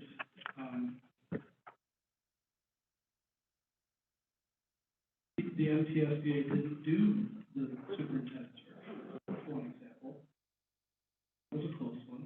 That was surprising to me, actually, to see the, something not unanimously voted on, or, you know, these motions come up, and it's pretty much already decided, or they're even voted on.